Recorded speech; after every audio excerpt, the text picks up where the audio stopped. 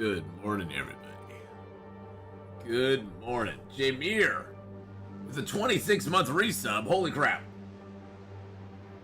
Holy crud. Thank you so much for the 26-month resub. I don't know why it's not playing, but I guess we'll deal with that in a second. Hold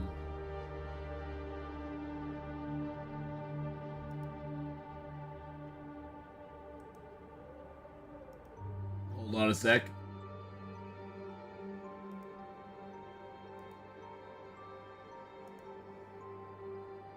My sound is all messed up coming from my... Let's see here, hold on.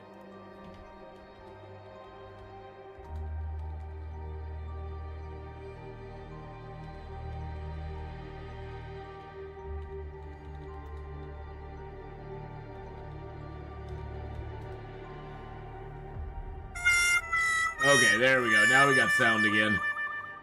My sound settings were all messed up for some reason. Sorry about that, Jameer.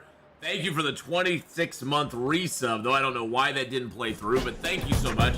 There we go. There's the dance for it. There we go. We'll get the dance for you, Jameer, one way or the other.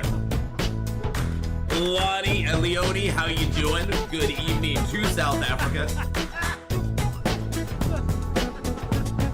Brownsky, good morning. BK, hello. And Nora, thank you so much for the dance as well there. BK, I appreciate that. And welcome in, and thank you, Jameer, again for that 26-month resub. Welcome, everybody, to a very special day. Not only are we going to do some Long Dark now for the next, 2.5, 3 hours. I'm going to feel it out when we get about to the 11:30 mark or so. Because this afternoon, before I go out to my mom's, we're going to be playing our 2024 edition of Subnautica. The original, the OG, the best Subnautica game ever. So, yeah. All right, well, right now we are in Bleak Inlet. We came here so that we could go down to the little, the little place there and get our, get the note so that when we come into Bleak Inlet via Forlorn Muskeg in the future, we can just come in through the Forlorn Muskeg entrance, and guess what? We won't have to worry about coming back up here because we'll already have the note. We'll already be set. You have your Seamoth already. Be jealous? I am jealous. I cannot wait. I cannot wait, VK. You know how tempted I was to play that yesterday? You know how tempted I was to play Subnautica yesterday, but I held off. I held back.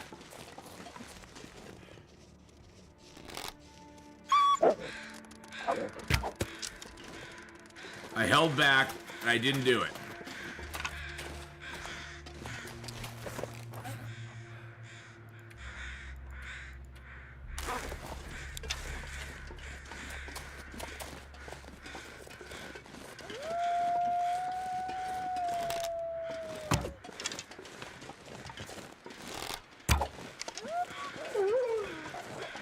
Yeah, that's what you get, son.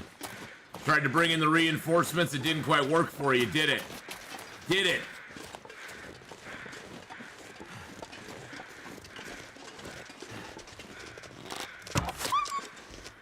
Did it, my friend? No, it didn't. Now you can go off and die somewhere too, bud.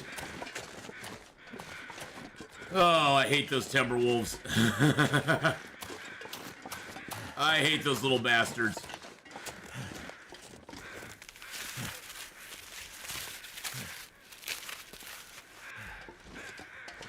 Good morning, Farmer Marks. How are you?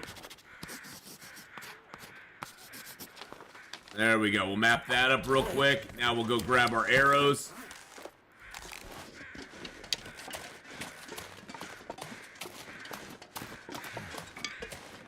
You know, I'm doing good now that I've killed all the Timberwolves here.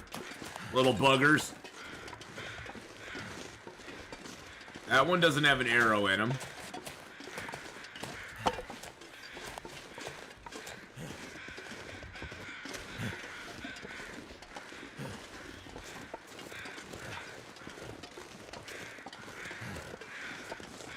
Another Timberwolf up here. This one does have an arrow in him, I'm pretty sure. Good morning, Marlo. Hello, hello. I wish Timberwolves had a special fur to harvest. I know. Me too, believe me. I've been saying that for a long time. That one of the main reasons I hate the Timberwolves so much is they don't have anything special about them. They're just another freaking wolf. That's all they are. That's all they are. Even if it just like gave us wolfskin gloves or something, you know, like Timberwolf gloves. That would be awesome if we could get like Timberwolf gloves or Timberwolf underwear or something, you know? It'd be really, really, really nice. But Skylet, how are you doing today? I hope you're doing well. I hope you're doing well as well, Marlo. Today we are finishing, we're just poking here. We poked our head into Bleak Inlet for just a couple of minutes. We're gonna go down here and grab the note that we need to get into the cannery, and then we're gonna bail back out of here into Mystery Lake via the ravine, and then we're gonna go into Forlorn Muskeg. A Timberwolf scarf. There you go. That'd be awesome. Give me my arrow back, son. He spawned feathers really quick. Alright. Let's go down to where we need to be. Actually, you know what? Let's map right here for a second. Alright, that helped a little bit. I figure I'll map while we're up here. That way we don't have to do it later on.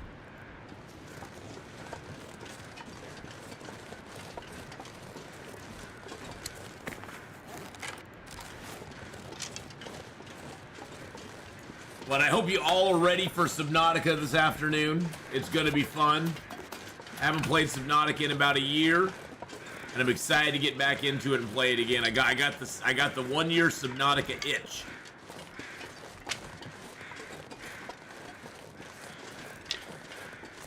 Anything to not have to be in the zone any longer. Well, you know, I don't mind Bleak Inlet as a zone. As a zone, Bleak Inlet's actually pretty dang cool. The main thing I mind about Bleak Inlet is just that, you know, the Timberwolves are just annoying. I don't hate them or anything. It's not like, oh, they're too scary. I'll face them, but man, it's just annoying.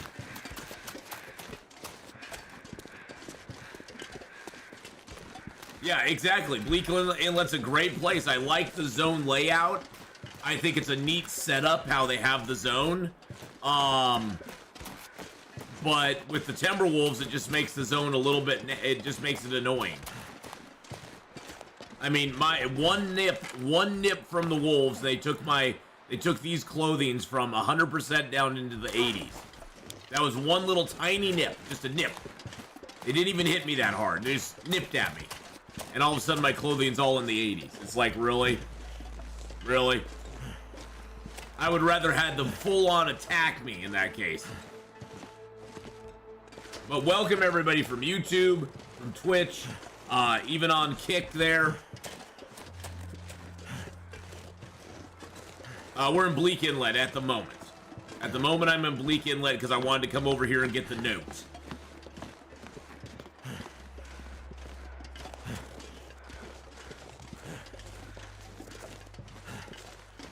Echo 1 radio tower. Echo 1, Echo 1.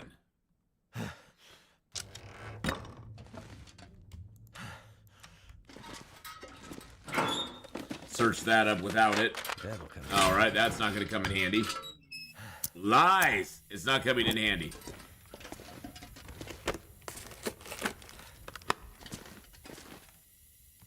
Blue flare.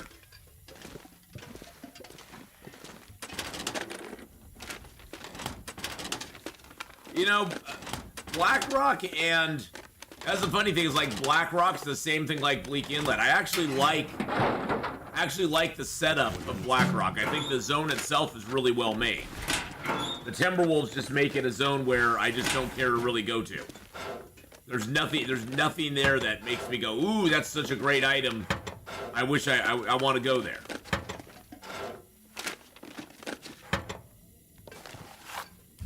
There is the note. No, that's not. Yes, that's the note. Use the code 154 to bypass security. There we go. That is the note. You must have that note on you. You won't have to actually punch a code in, but you have to have that note on you to get into the cannery in Bleak Inlet. And now that we have that note, we can go through the,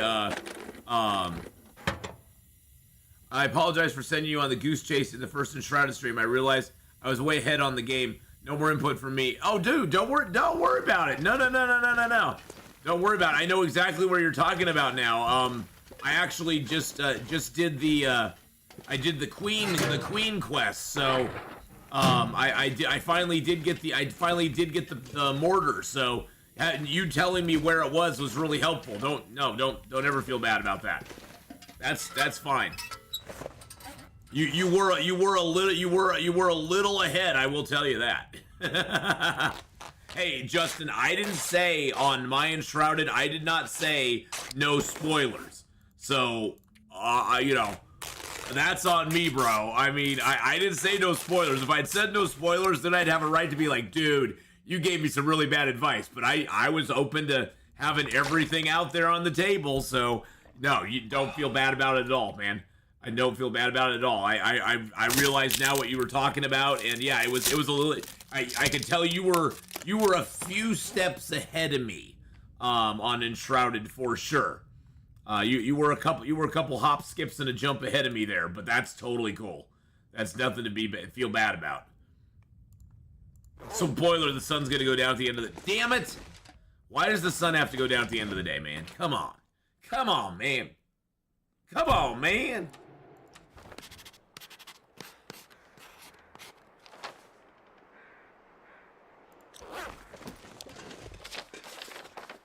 That doesn't even do that. That doesn't even uncover that. That's so weird. Oh, there's a burdock root. Yes, that's our second burdock root. We can actually, with this burdock root, we can actually go ahead and make a prepper's pie, because I destroyed my 2 prepper's pies before. That's a wah wah wah.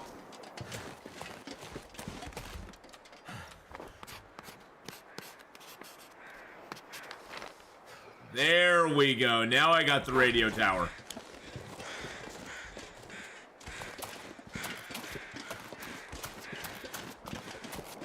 Never said apologize for sending Atheenon on the goose chase. Some people have said I'm looking for cloth on a chair and birch bark. He's used to it. Yes, some people have sent me on a quest for birch bark. I think I saw birch bark that back there. Oh, really? Let's go check. There's no birch bark back here. What are you talking about? I swear there was some birch bark back there. Swear there was. I think wasn't that Wowdane that sent me on that quest, BK? She could swear that I walked by some birch bark, so I went back and looked for it for a couple hours. And I was like, nah, there's no birch bark back here, and then I froze my butt off. I'm used to it. Yeah, I'm used to it. Yeah, I don't take it personally. I know at this point, Justin, that generally nobody has any malintent towards like screwing with me. I know that they're genuinely like thinking, oh, I'm helping out, you know? And so I don't really look at it as them trying to mess with me.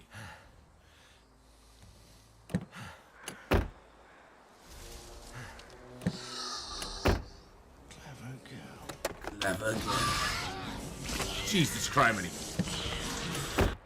By the way, boys and girls, the Subnautica redeems are live and active and ready to play. So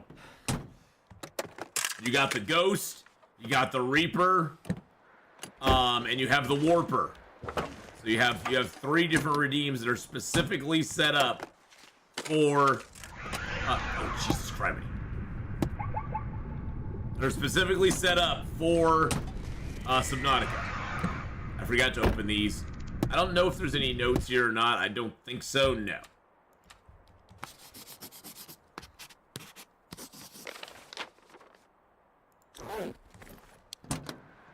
So that's the Warper. Yep.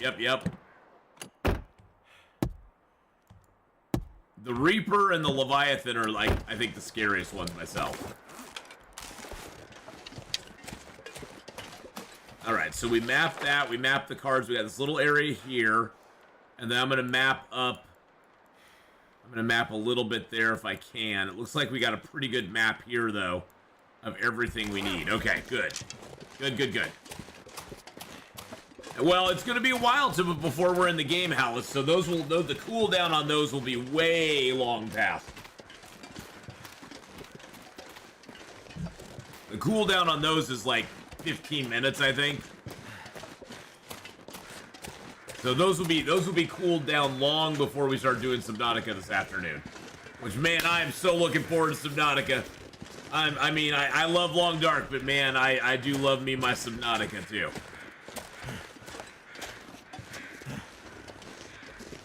There's so many corpses around. I'm almost tempted to like harvest one or two of the the wolf corpses.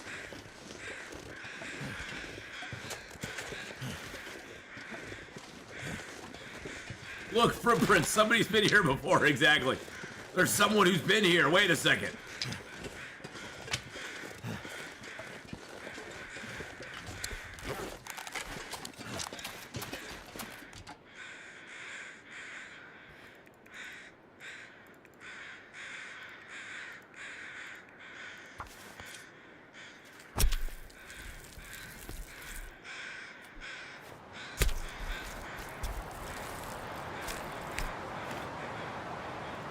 Starting to slow me down. Yes, it is.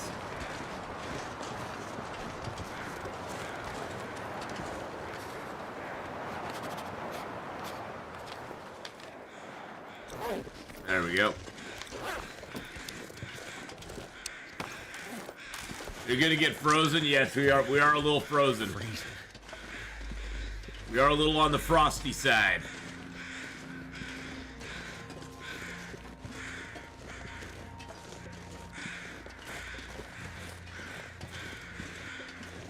But that's okay. We got that close by here.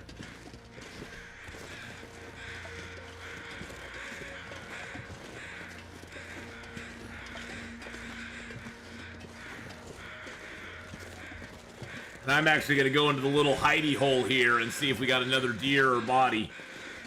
I think there's another deer or body in here. And then we could cook something down here if we wanted to.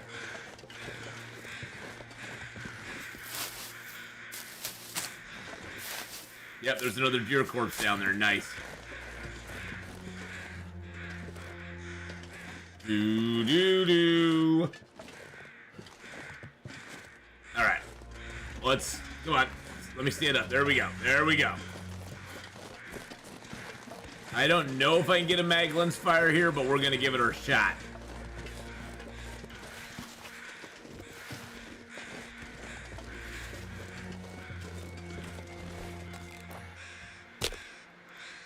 Nope, no mag lens. That's okay. Let's do this. Get the fire going real quick. Worked. Throw some reclaimed wood on it and some sticks on it. There we go. Get the meat cooking because we're hungry. We got 40 and 15.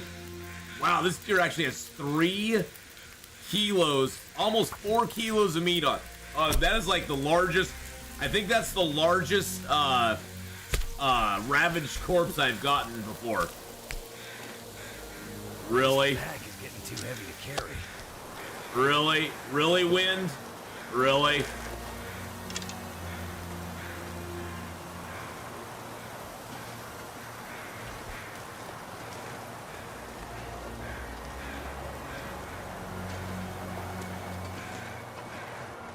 Close my eyes. Really, Wind? You had to do that to me? That should help. You're kidding me.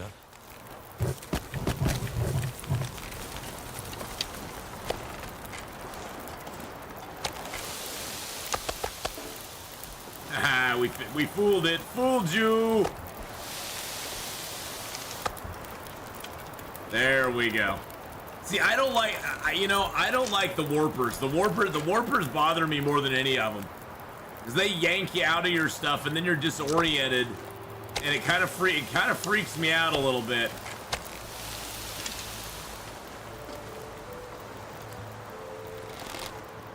It kind of freaks me out a little bit, I'm not gonna lie. They yank you out of your stuff, and then you're like, what the hell's going on? Did it blow my fire out? Oh no, it did blow my fire out. My fire just isn't warm enough.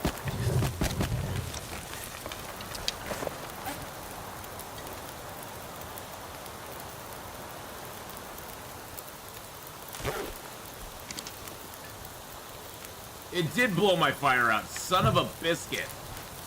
The wind changed its direction again.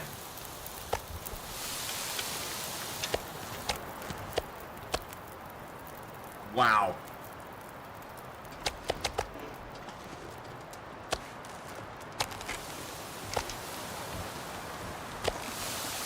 Hey, Bad Boy Gamer, how you doing? Really?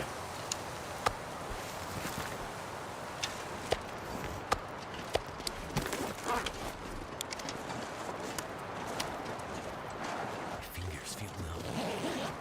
Yeah, I know they do, buddy. We're gonna use up one of our stims.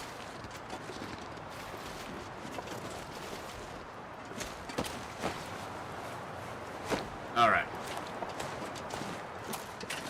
Wow, Kenneth, hello, hello. What were you up to today, Bad Boy Gamer? What did you stream today? Did you do a little more Enshrouded? Oh, your Planet Crafter, you started that today. Nice. Nice. That's such a fun game. I gotta get back into Planet Crafter here at some point. There's so many games I want to play and I just don't have time to, unfortunately. It sucks.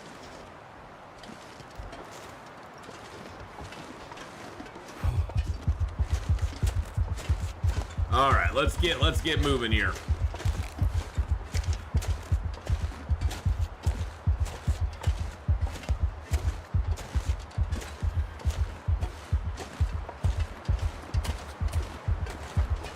I'm gonna try to get 2 or 3 more streams in. Nice.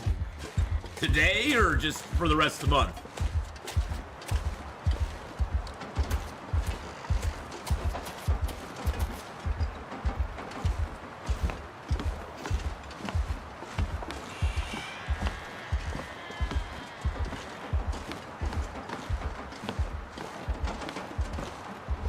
All right.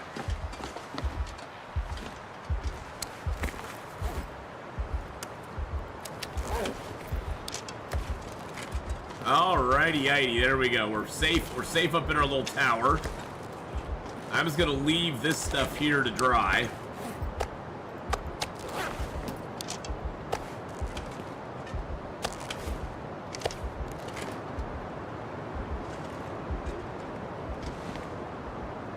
Really? You won't let me drop you here for whatever reason. You won't let me put you down, although you'll let me drop you there. That's so weird. All right, get all that meat slapped down outside. We got some raw meat as well.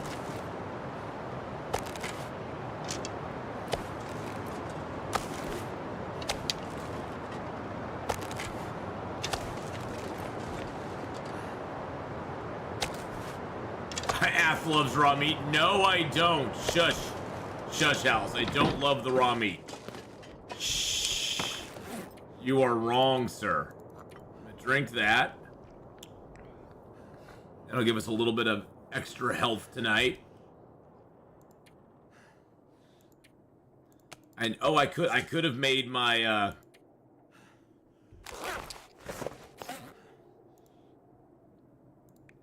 No, I'm missing my mushrooms and my cooking oil. I left those behind. Okay. That's fine. That's fine. All right. So let's get our sleep.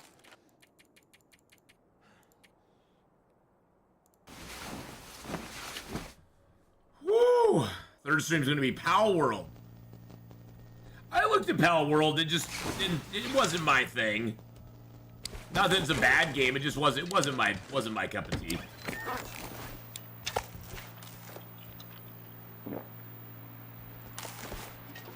Tongue feels like sandpaper. Well, you just have to take care of that sandpaper tongue then, my friend, don't you? There we go. Okay.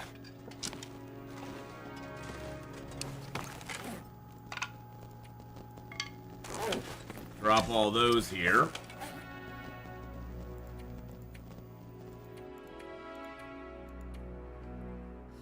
Let's see. What can I do to lower weight? That I can get rid of.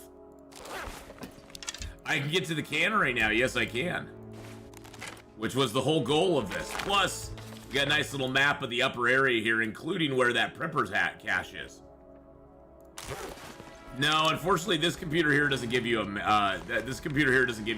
buffer, which makes it sad.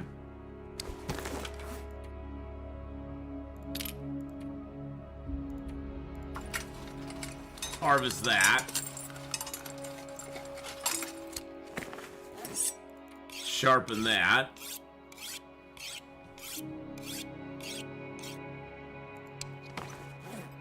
Doopity-doo, let's sharpen that as well.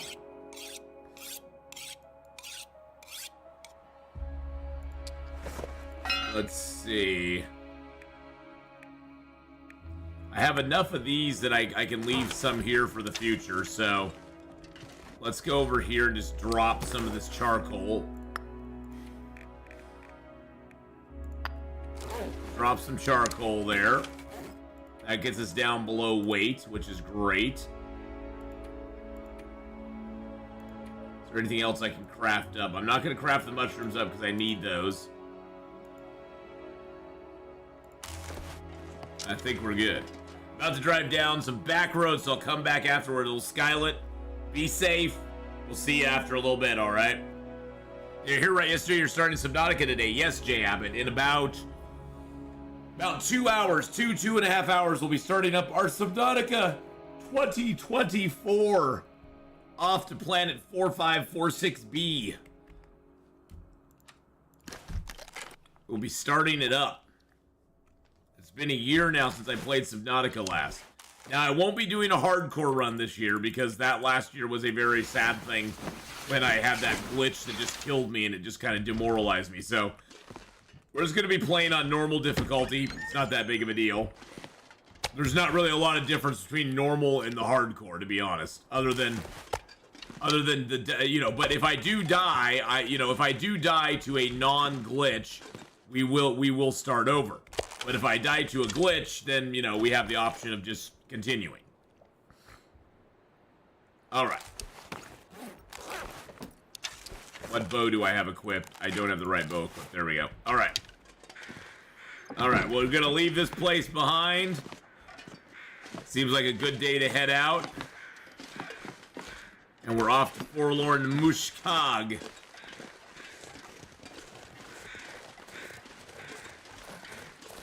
Off to the Forlorn, my friends.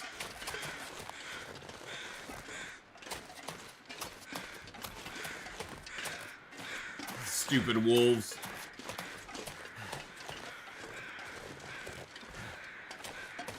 Stupid, dumb wolves.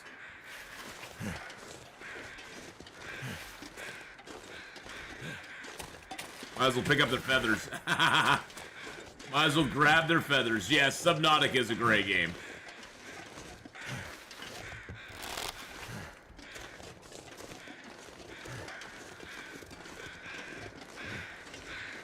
It's one of the first ones I played other than Long Dark, and I really fell in love with it.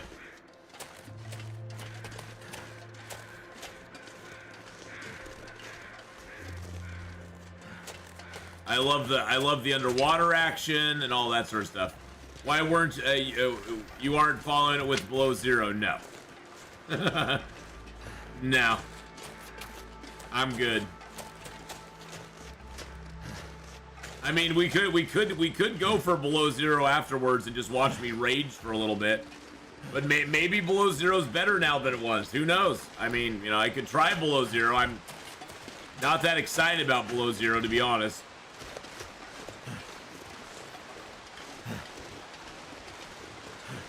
Just making sure I'd have to order some Some popcorn first. It hasn't really changed Below Zero hasn't changed very much. Okay, well then, nah, I'm good. Just had supper of taco salad today. For lunch, roast mashed potatoes with gravy. Yum.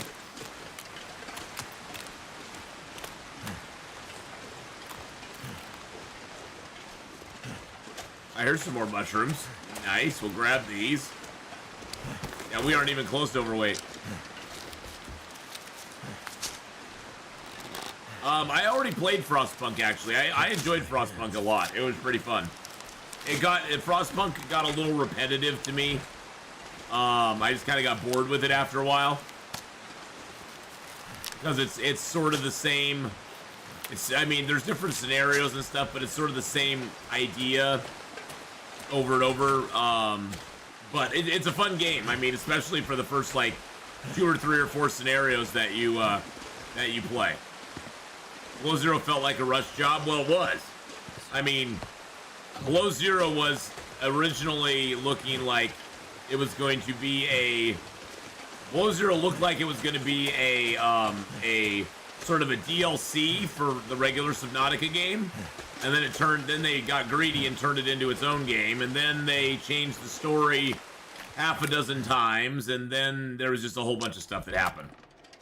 But Frostpunk 2 I will actually play when it comes out.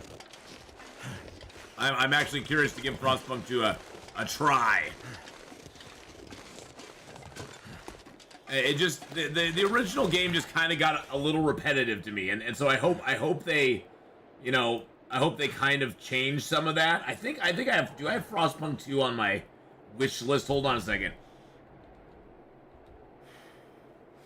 Frostpunk 2. See, the biggest problem I had, here's the other problem I have with Frostpunk as well.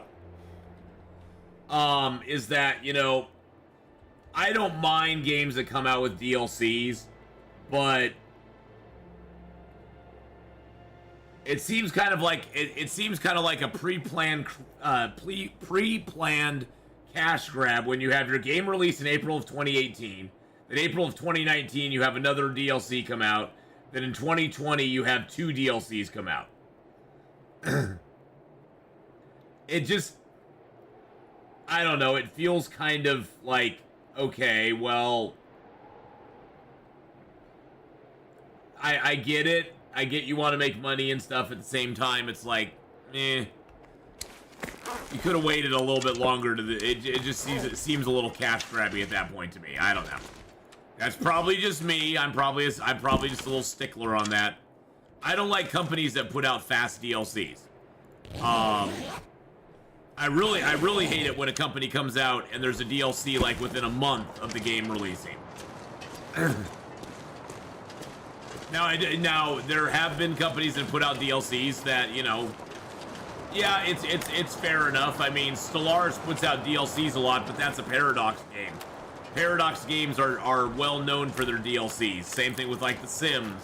Same things with like, you know, but when a company comes out with a DLC within a year of the game coming out, and it's like, it seems kind of like, oh, you knew it. I mean, look how long it takes for games to develop. You kind of feel like, oh, you knew that it was coming out, and you decided, oh, well, we aren't going to put this in it. We'll go ahead and put that down the road so they have more packs, more maps and stuff to play on, and we'll call it a DLC and charge more money for it. Yeah, cosmetic DLCs and soundtrack DLCs, I have no problem with at all. Good morning, Genie Girl. How you doing? Susumu, how are you today? One thing I liked more about Subnautica 2 than 1 was the computer AI voice. The snark was fantastic. The voice on the AI I always liked in Subnautica 2. Even back when it was in development, I thought the AI voice was really good. I thought that was one of the most interesting aspects of it.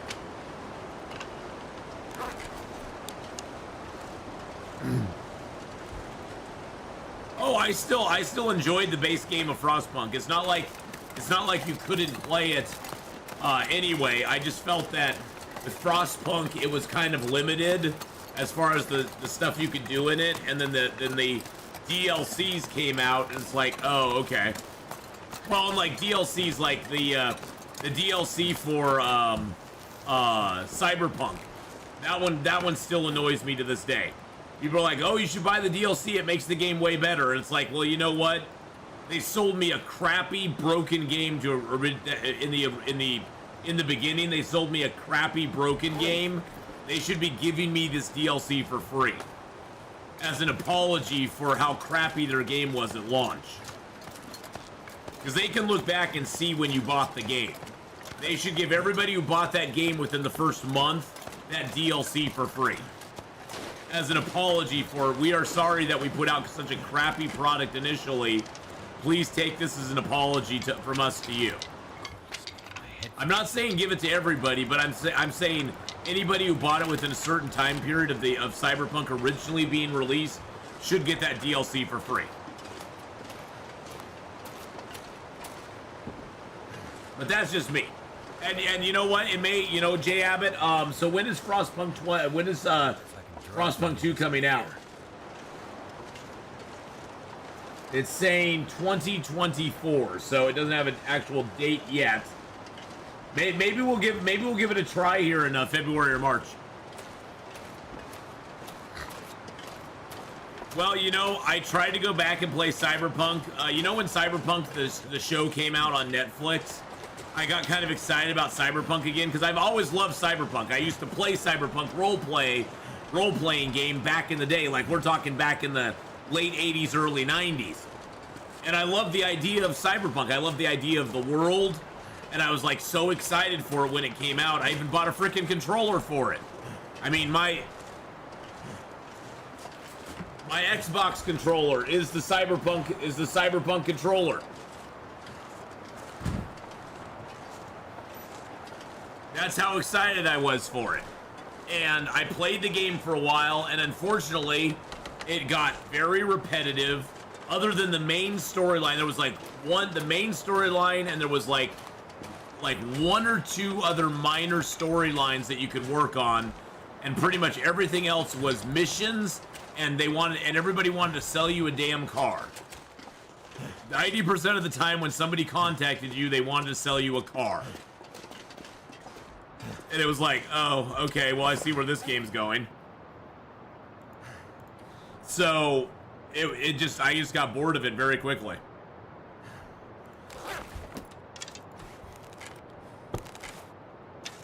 You played Shadowrun a lot more. I like the world a little bit more. Oh yeah, Shadowrun was fun too. I played D&D for the most part, but I dabbled in Shadowrun, dabbled in Cyberpunk, dabbled in... what was the other one? Gamma World. Do you remember Gamma World back in the day? Gamma World, played a little bit with that. How was it 60 degrees at the end of January? Because it is. Because that's Oregon. It makes no... just remember, wait and see. Next month, it'll drop into the teens, and we'll get snow and ice again.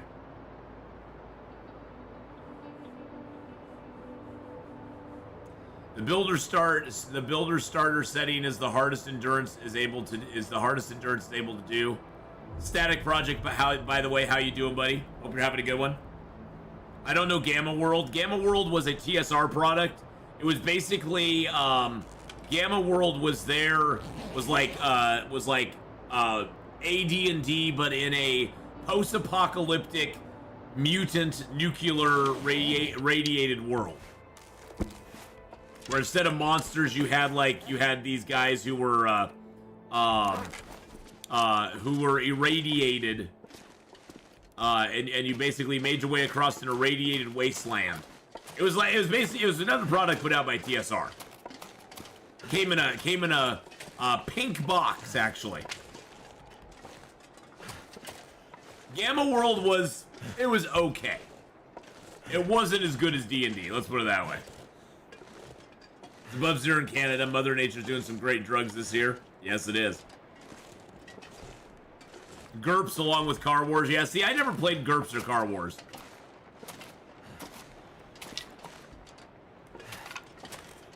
And I know GURPS has, like, tons of stuff in it, but I never got into it. And Car Wars I never got into either.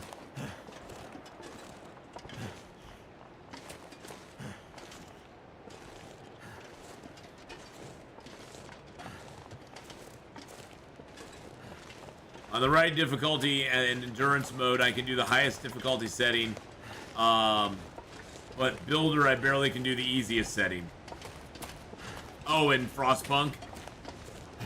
Frostpunk is a lot like This War of Mine as far as like narrative goes.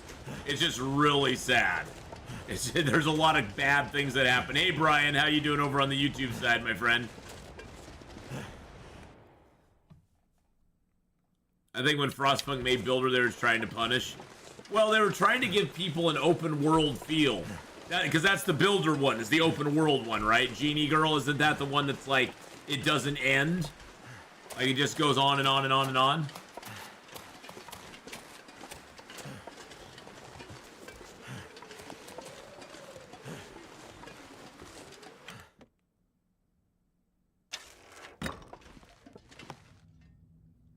When you have to make a heat gen. See, I don't know if I actually ever played the Builder one, to be honest. I don't know if I actually even played that one.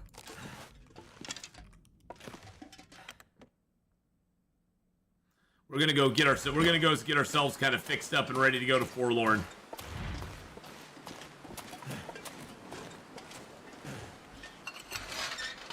You know, it's going pretty good, Static. It's going pretty good, my friend.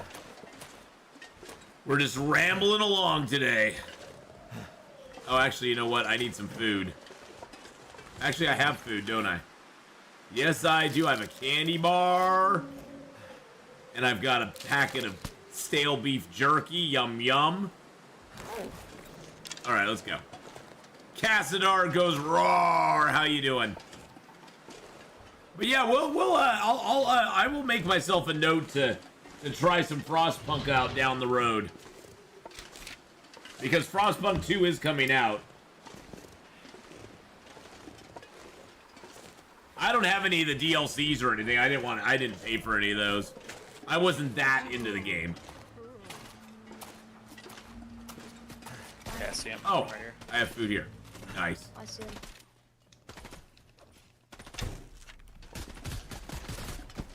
Your deer hides. Look at you shooting it up. Look at you shooting it up there. Get a rabbit hide. Get another gut. Got a headshot. Woohoo! Headshots all around. Now we gotta fix our clothing since those damn wolves wrecked it. I'd rather have my breast flattened on a ringer than play Builder setting on Frostpunk on highest difficulty. And I just read that out loud. The DLCs for Frostpunk were okay, but the base game was the best part.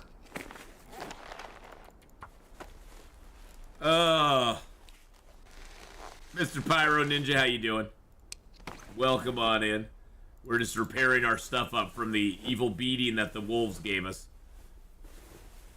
The wolves gave us a little bit of a beating down, so we're just doing a little repairing and snaring and repairing. Let's grab a couple leathers out. We got cloth. Let's grab a little bit more cloth.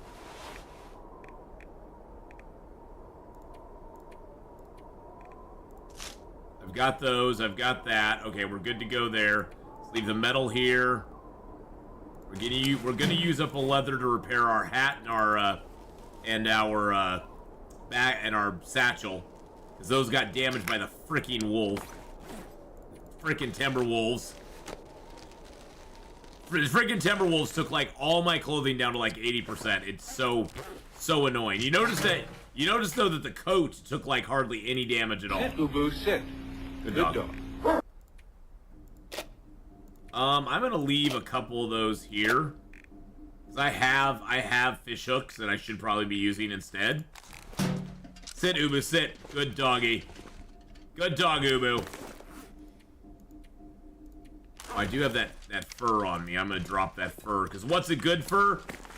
Absolutely nothing. Actually, it's good for repairing the heavy hammer, but that's another story. There we go. Get all that stuff down. Let's grab our toolkit. Grab a couple arrow shafts. A couple arrows. I don't think we have time to do all the arrows, but we have time to do a few of them. Okay, woo! I can confirm wolves are a big problem some from time to time. Yes. Until you tell them to sit. Once you tell them to sit, it's all good. I would stay away from that, but you are having problems with the base game. Builders meant for players that like hit your head simulators. I get that. I'm not one of those. I don't like to hit my head against the wall too many times. All right, let's go grab some food and water.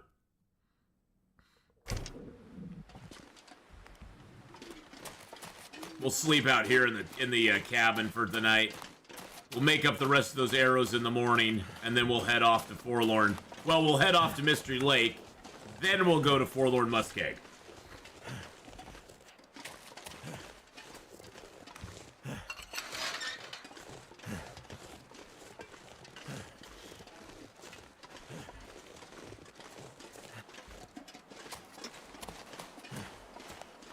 Got to be careful of the wolves. There's wolves around here, too.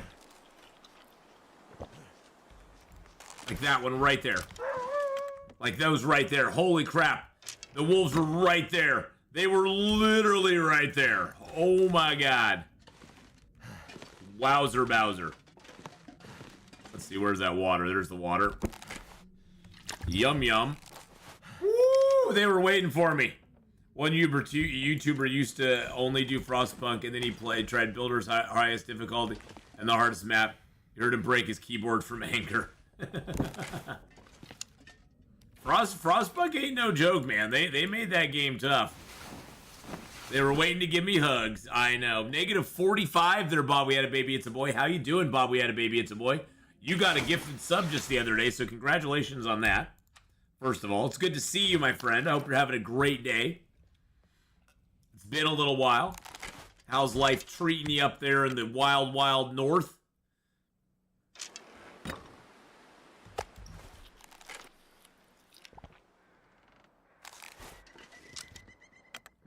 You are cold. Frostpunk is built Ford tough. Yes, it is.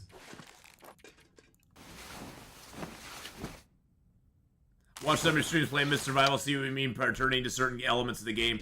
It is good, but I hope they make some improvements. Yeah, that's the thing is like you see what I mean, April. It has good. Mist Survival has some decent bones to it, but it needs some work before it's going to be like an like a super cool game. It's missing. It's missing a few things, but overall it's pretty fun. And and honestly, it's a $10 games, and I've gotten way more than $10 worth of enjoyment out of it. So that's something I always look at too, is how much fun. Yeah, I have played. I played on the new map, Anora, and it's not that great, to be honest. It's very repetitive in some ways. But, it's got good bones to it. It just needs a lot more work, in my opinion.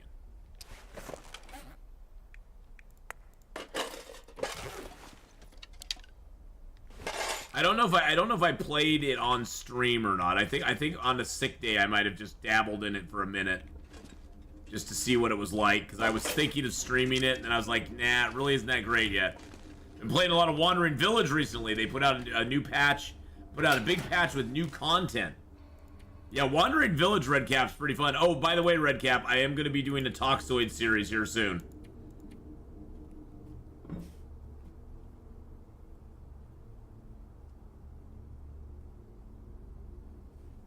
Stellaris Toxoids is going to return in February. So, what else did... I know you wanted me to do Toxoids, but there was something else you wanted me to do as well. What was it you wanted me to do with the Toxoids? There's something you wanted me to do with them. You're like, do Toxoids and do something else. And I can't remember what the something else was.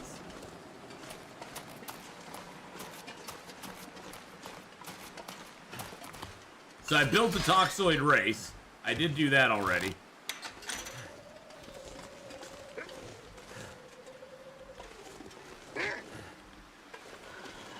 Where is he?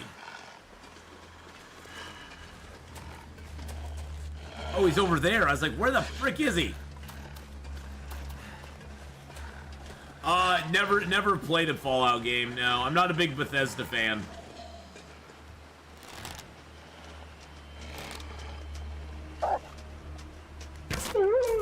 To me, Bethesda seems like a very lazy company.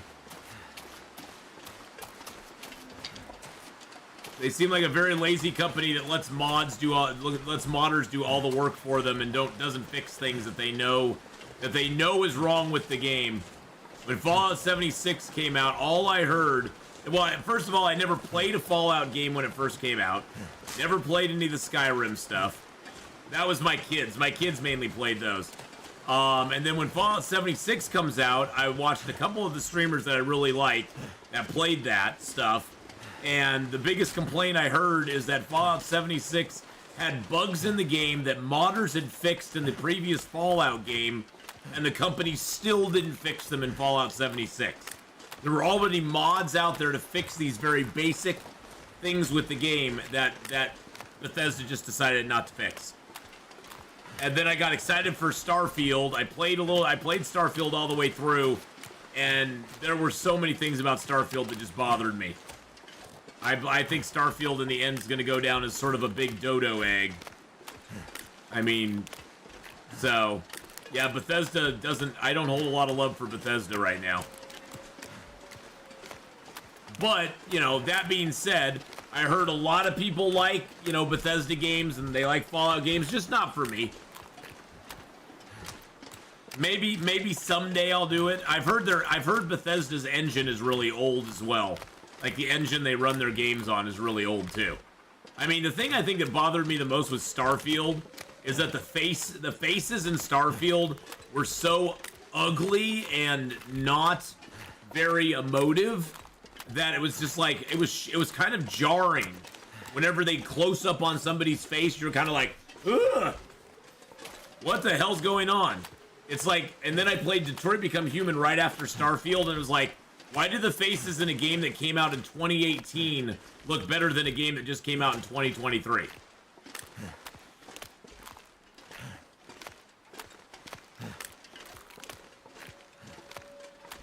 But hey, you know, after releasing Skyrim like 10 different times, then yeah. Well, you know, Skyrim, much like GTA 5, Skyrim is a very popular, it makes them a lot of money. That game makes them a lot of cash, so I can see why they'd want to, and it's very well known, and I'd see why they'd want to play it, you know, play it for all it's worth, so.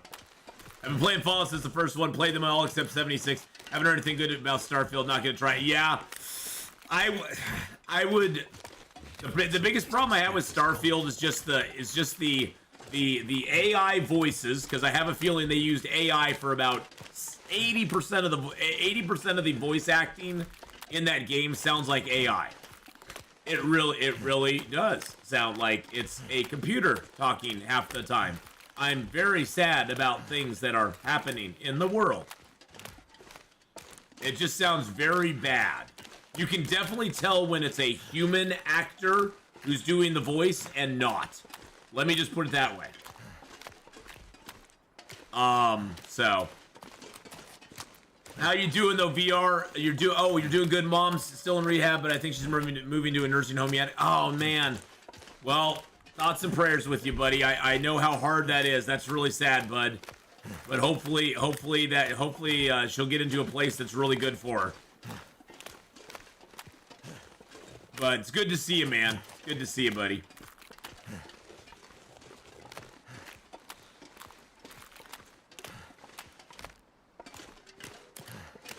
So, no, so please, I don't want that same clip showing up.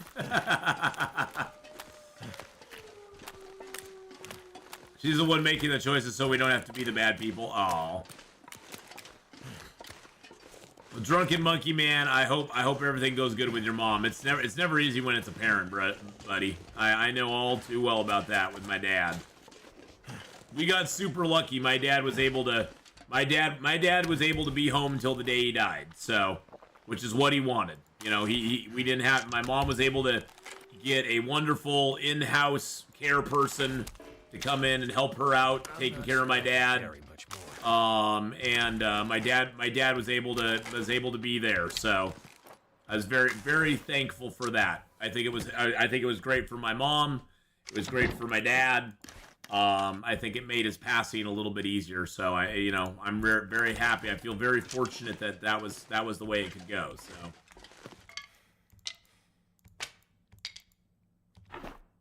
All right. So we've got the birch in here, or the maple in there. Take those arrow shafts. I'm an at-home caregiver for my great-grandma. Yeah, it's rough, but we're getting through. Yeah, it is rough, man. God, if I ever get old, no, don't say that, buddy. Don't say that. You're gonna live to be you're gonna live a good, long life. Okay, so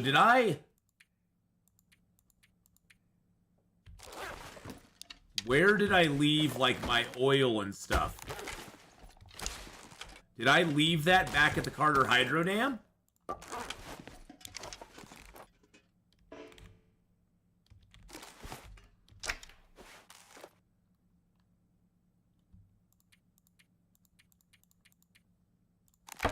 Now I'm very confused. Did I leave that at the Carter? Did I leave all my oil and stuff at the Carter Hydro Dam?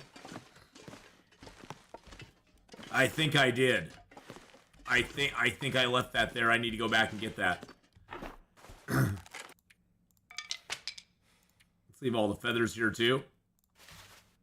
Just gonna lower my weight a little bit. You're gonna live to 102 and then die in Detroit. No, don't say that. Let's leave 14 of those here. Let's leave the burdock root here. Let's leave that here. Let's leave the cloth here and the leather here and those here.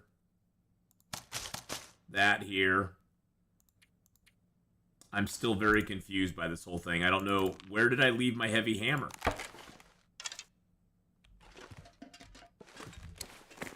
Did I leave the stuff at the trapper's cabin?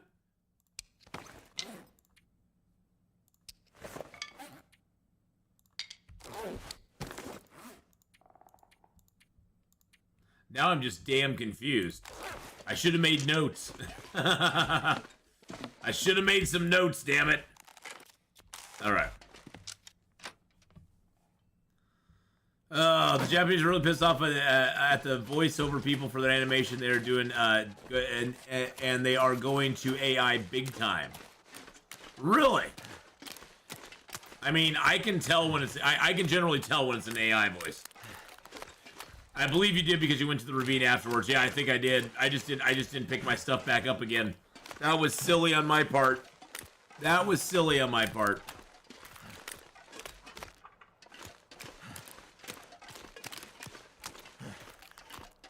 Florida's great for old people. Even Canadians retire there.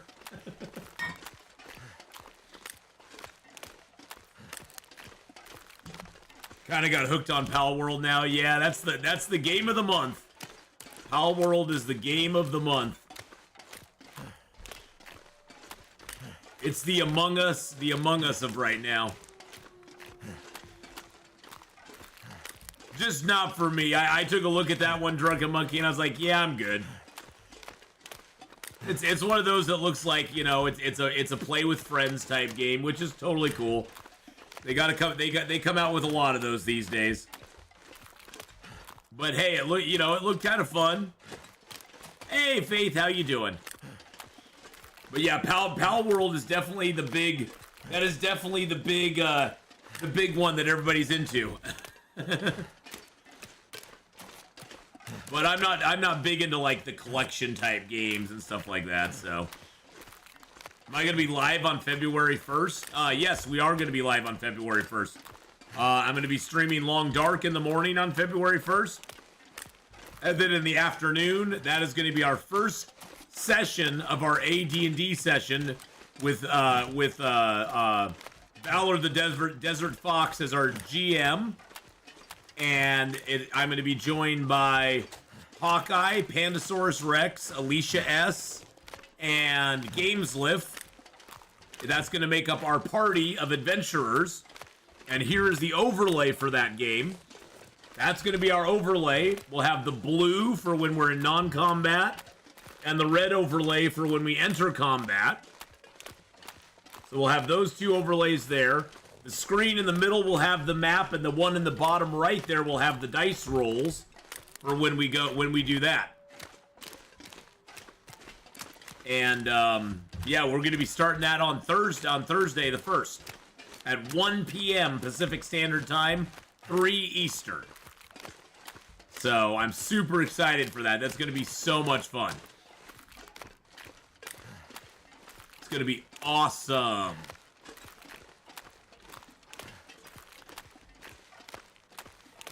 That's your birthday. Well, happy birthday in advance. Even if we don't see you on that day, Static Project, happy birthday. I'm good. Move to a 5-day work week starting tomorrow. So no more 410s. Gotcha. Well, it's going to happen. My company is separating from the triumvirate and looking towards a better phase of service without having to deal with multiple statutes and crossing state health insurance rates. Oh, so is A&S breaking away from... Is Doyle Sheehan breaking away from the other ones?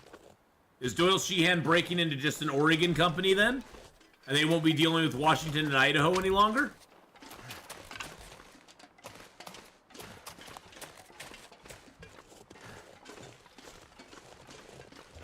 Is Sean still working there? Wait and see.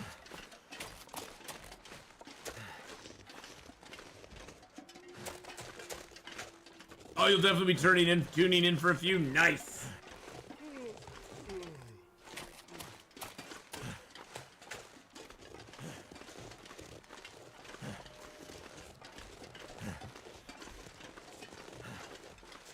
They're sick of people altering the translations to fit an agenda. Yeah, I get that. I get that. There's people out there that'll do that. Break and break from DS. DS becoming BDS. I guess the whole crew is staying. Oh, nice. Okay. Let's check in here first. I don't think my stuff's in here. I think I left it in the gas station.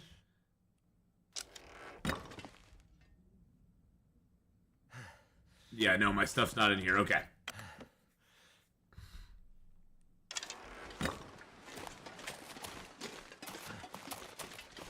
Oh, Jesus Christ. Thank you, Fulgorio, for the bear apocalypse.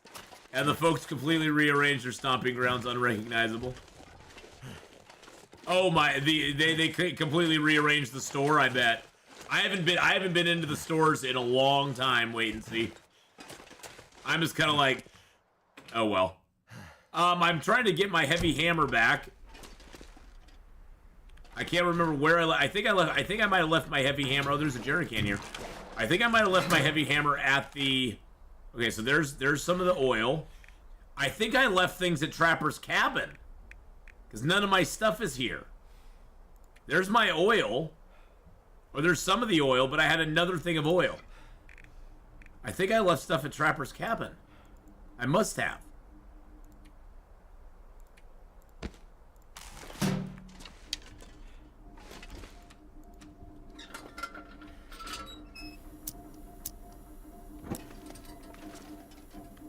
Well, it's good. It's good to make one last. It's good to make one last run around on, on this area. 50 followers on Kick. Hey, we got 50 followers on Kick. Yay. I am going to grab a few of these. I'll just grab them all. Why not? And let's see. Let's grab... I got the arrowheads already. Do I need my backups at all? Oh, one thing I wanted to do. I wanted to drop this here. Grab the good pry bar. With this pry bar up here instead. We have a 90% hacksaw. I'm going to grab that and leave the crappy hacksaw here.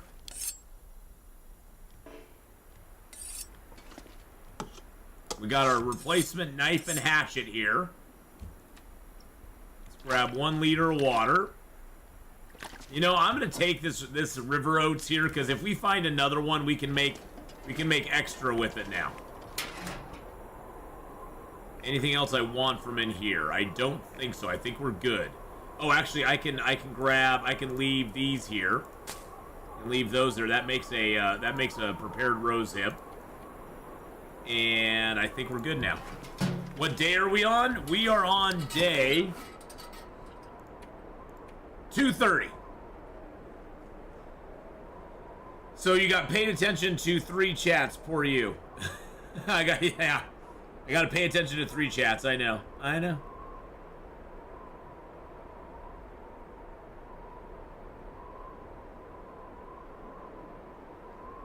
have stuff at Trappers and at Camp Office, not sure about the hammer. Hath, it's gonna be immortal for this one. Immortal for this one? I don't think so. What percentage does Kick take from streamers? I won't do Twitch because 50% is just rude. 30% on YouTube's a lot better. If Kick's lower, I'll check it out. Kick gives you a higher percentage, Jay Abbott, but there's nobody on Kick. There's nobody. It's a higher percentage. That's the problem with Kick. It's a high percentage of 0. Kick is able to make it right now because Kick is paying out a high percentage to a handful of creators that have large audiences on Kick. Most people who stream on Kick, like myself, creators make nothing on Kick. Scent and sight, Atheenon sleeps to pass the night. When daylight breaks, Atheenon stalks, while the chat continues on with their talks. A howl rings out to pierce the day. Atheenon hopes his shot won't stray. Yeah. So I'd rather get 50% of something or 30 or 70% of something than get 80 or 90% of nothing. I enjoy watching classic cartoons on Kick. Yeah, see, and Kick right now is getting away with stuff that Twitch and YouTube know they can't, like running copyrighted material, copyrighted music, copyrighted things, doing gambling, doing things that Twitch and YouTube have basically banned because they've gotten in big trouble for it. Kick is small enough right now that they get away with a lot of other stuff. I think Kick is going to be around longer than Mixer, but I think Kick is going to face the same fate as Mixer eventually. I think ultimately YouTube is probably where a lot of people are moving to because YouTube has the biggest problem with YouTube is YouTube right now is not really good as a live streaming platform. I think they'll get better in a few years, but the live streaming on YouTube is a relatively newish type thing. And well, you can run ads for anything you want, Susumu. It's the difference between running ads for something and actually doing something. Running ads is no problem, but doing it is the other thing. I hate YouTube's chat and player layout. Well, that's the thing, is YouTube does not have a very good setup for live streams. It just doesn't. And that's the biggest problem with YouTube right now. I think YouTube is a superior platform for discovery. I think it's easier to be discovered on YouTube than it is on Twitch. Although, you know, that's mainly for pre-recorded content. As far as live content, Twitch is way better to be discovered on, or way easier to be discovered on than YouTube is. YouTube does not have a very good discovery algorithm for live streams. Unless you're already subscribed to the guy's channel, or the person's channel, you generally will not see a live stream come up on your feed. It's very rare that you do.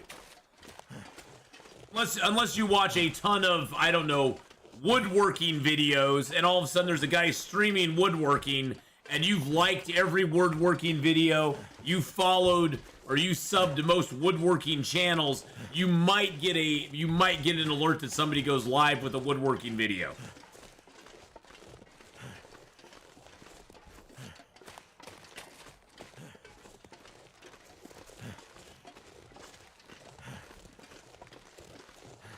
Oh, I'm not saying Twitch doesn't have problems, Susumu. Twitch has got some big problems. Is that a hint you're gonna start woodworking? Oh, I love woodworking. I used to watch a show called The American Woodwright, which was on, I think it was on PBS. And the guy basically would go out in the woods, cut down a tree, and make something out of it. And he did it all with like hand lathes and hand drills, no machine,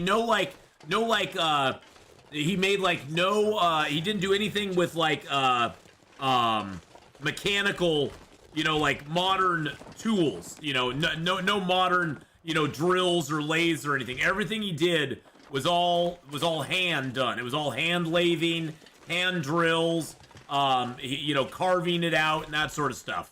And he'd just go out in the woods, cut down a tree, and just make shit out of it. It was awesome.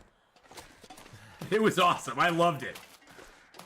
I don't know if you can find old videos of the American Woodwright or not, but I love that stuff. You watch glass blowing channels? That's pretty cool too.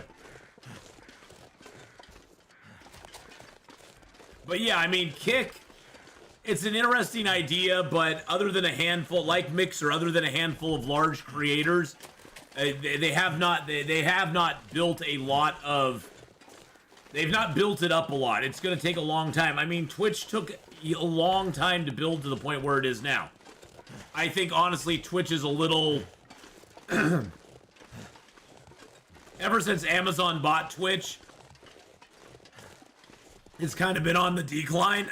Excuse me, I got a frog in my throat right now. The Woodwright Shop. Yes, that's what it is. The Woodwright Shop with Roy Underhill. I think that's what it was. Is that what it was, Sorrow Schism? I think I was thinking of the American Woodwright.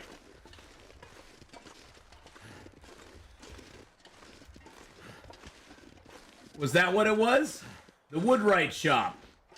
Yes, that was it. Yes. Yep, that was it. Yep, with Roy Underhill. That was an awesome. Yeah, there it is right there. Yeah, you can go check it out. Such a great show. Such a great show, and a super cool dude too. He was just a super chill dude. All 18th, 19th century tools will be used. Was all he used? Yeah. That was such a great show, man. The bonus to Kick is allowing those who are thrown off of Twitch another place to stream until they get the other things straightened out. Some countries outright ban the use of Twitch. Yeah, well, that's true, too. Well, Twitch has... My biggest problem with Twitch is Twitch has fumbled the ball a lot of times with its TOSs. Twitch has ran itself rather fast and loose, and Twitch is the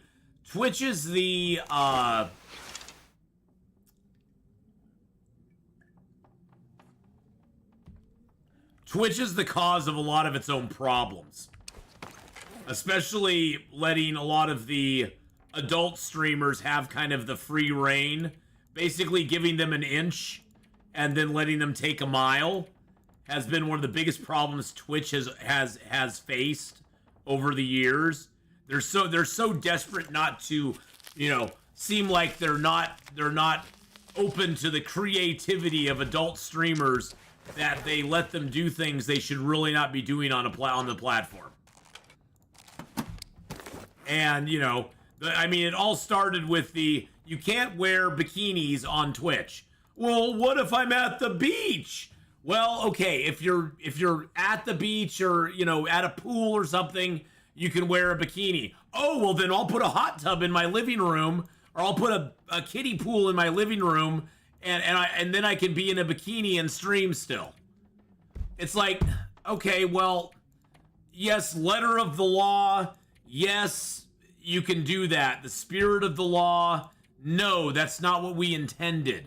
We intended that to be, if you're at the beach, that should be, that should be available. You shouldn't be restricted from seeing people in their bathing suits, because that's the appropriate place for them.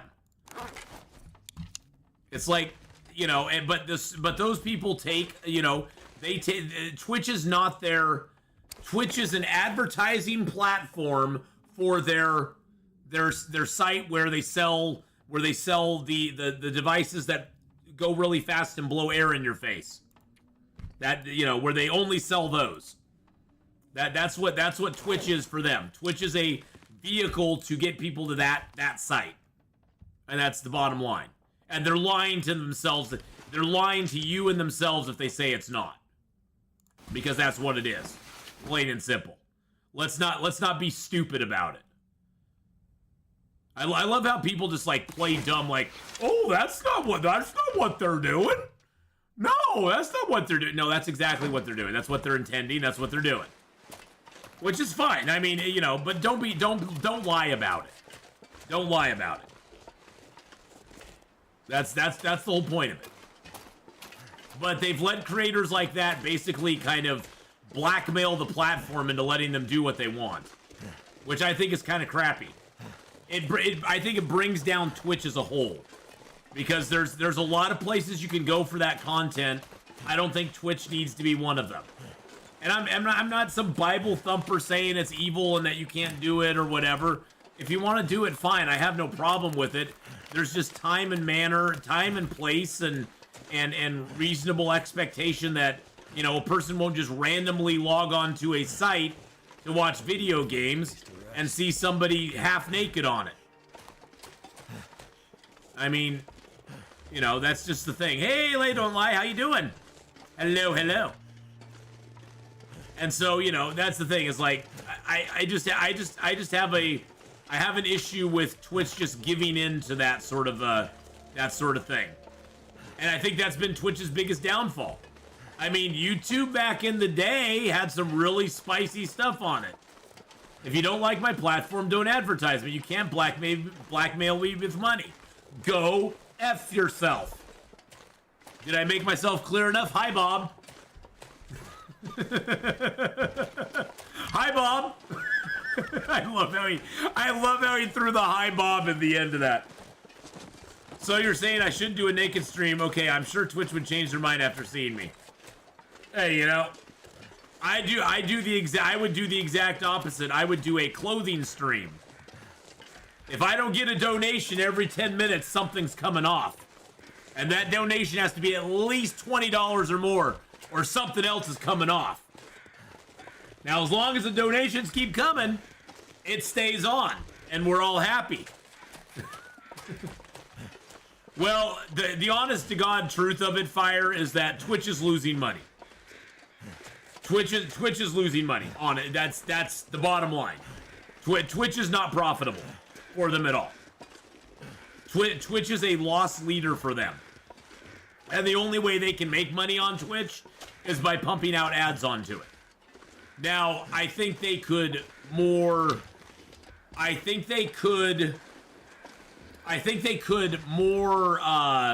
they could put out ads that were done in a better way, like banner ads that maybe the ad would take up 25% of the screen and shrink the viewer, and they'd be silent ads where it wouldn't interrupt the broadcast.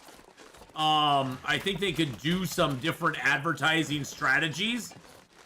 But at the same time, you know, they do have the Twitch Prime. Do have the Twitch Prime where you can sub to a channel for free if you watch that channel a lot. But they just don't make money. That's the biggest problem. Is Twitch is not profitable at this point for Amazon. And Amazon's a ginormous company, and they don't really. I hate to say they don't care, but they don't care when it comes down to it. If something's not making money for them, they aren't going to really put a lot of effort into it, which is kind of sad. Well, and see, Twitch has that. Twitch has, what is it? I think Twitch Turbo, where if you sign up for Twitch Turbo, there's my damn heavy hammer. And here's my other stuff. Here, I bet. Yep, there's my other stuff. There's that. So if you sign up for Twitch Turbo, you don't get any ads at all, I think, across anybody's streams, do you? Doesn't Twitch Turbo? Yeah, they did. Amazon loves wasting money. Look at Rings of Power. Yes, but that's a message that they're trying to push. I wouldn't mind if they disabled chat for an ad, just don't interrupt live content. Yeah, see, that's the biggest problem they have is technically, Joshua, I can... See, the thing I like about YouTube is I can choose when I want to put ads into a YouTube video. If I'm streaming live on YouTube, I actually have the ability in the I think it's in the analytics, or I think it's in the analytics area. I actually have the ability in there to start a advertisement if I want to. You know, and then there of course is that they usually will have an ad when you first get to a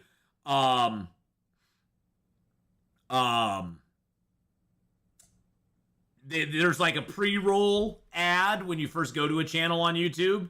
Most of the time when you go into a live stream, there's sometimes can be a pre-roll, and you can have that set up.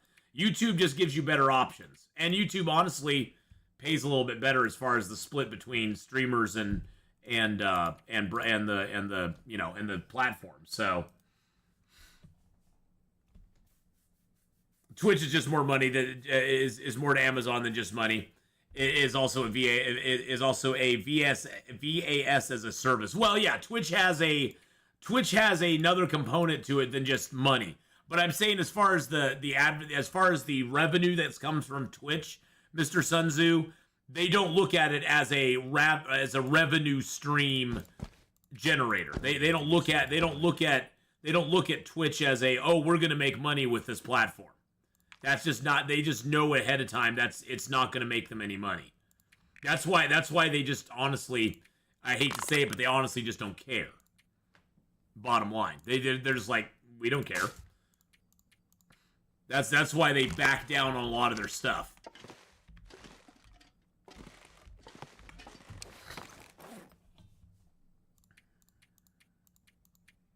Well, the thing is, Jay Abbott, it's one of those things where yes, and at the same time, you know, it's the idea, Jay Abbott, that you see that happening on YouTube just as much as you see someone win the lottery on YouTube.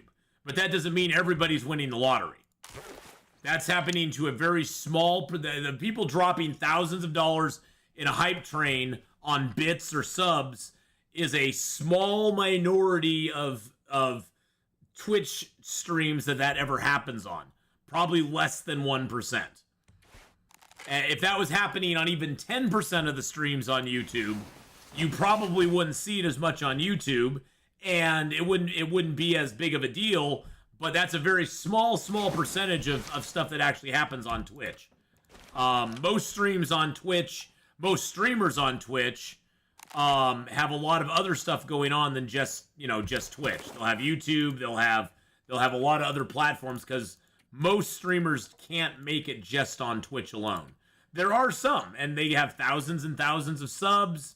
You know, I think Ninja hit 25,000 subs at one point. You know, that's probably, you know, you figure he's getting the 70-30 split on that easily. So he's getting what, 350? What's 70? What's 70? I can't do math. So so that's 350 a sub at 25,000 subs. That's almost $87,000 in a month. So yeah, Ninja's making it. Ninja's getting that. Ninja's getting that.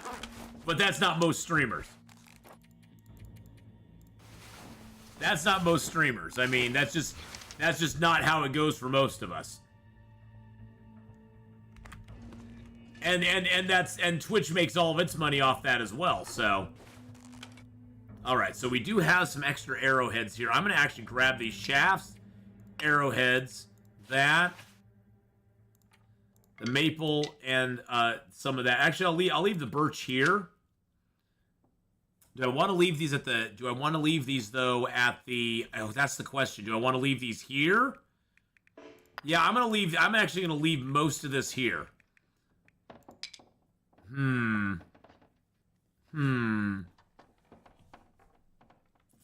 I'm going to come back through here when I come out of Milton.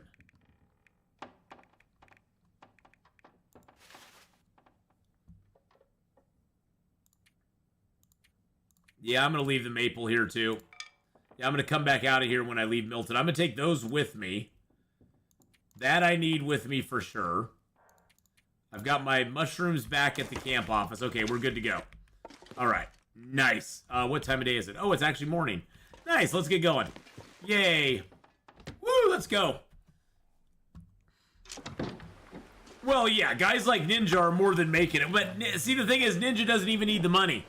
I mean, Ninja got what, 10 million, 14 million off of just Mixer. The Travoy is at 95% right now, so. And then Mixer went under and Ninja still got his pay, so. Those guys, I mean, Mixer made huge mistakes. Mixer made huge mistakes in paying that much money to one or two streamers. They just did. I mean, it was a dumb game plan from the get-go. The extreme I refer to specifically is just some old guys playing Phasmophobia. My wife watches them every day, and those folks, those old farts are banking too. Oh yeah, I mean, there's people who are successful on this platform. I'm not denying that. I'm just saying that the percentage of those people is very small. It is a very small percentage of people who actually can make their money on you know, that can actually make it. Very small percentage. I mean, I'm still driving Lyft just to be able to pay my bills. This is my full-time gig, but I'm doing Lyft and that sort of stuff as well. So, and Fire, how you doing, buddy? Welcome back. So, you know, it's all, you know, part of the pot, but at the same time, you know, if you get a couple of people who are super generous to your stream, and as long as that keeps going for you, you can make it off of the generosity of just a couple people, and then, you know, having other people join in as well. But sometimes one or two, like, really big donators or contributors to the stream can really make or break a stream sometimes. So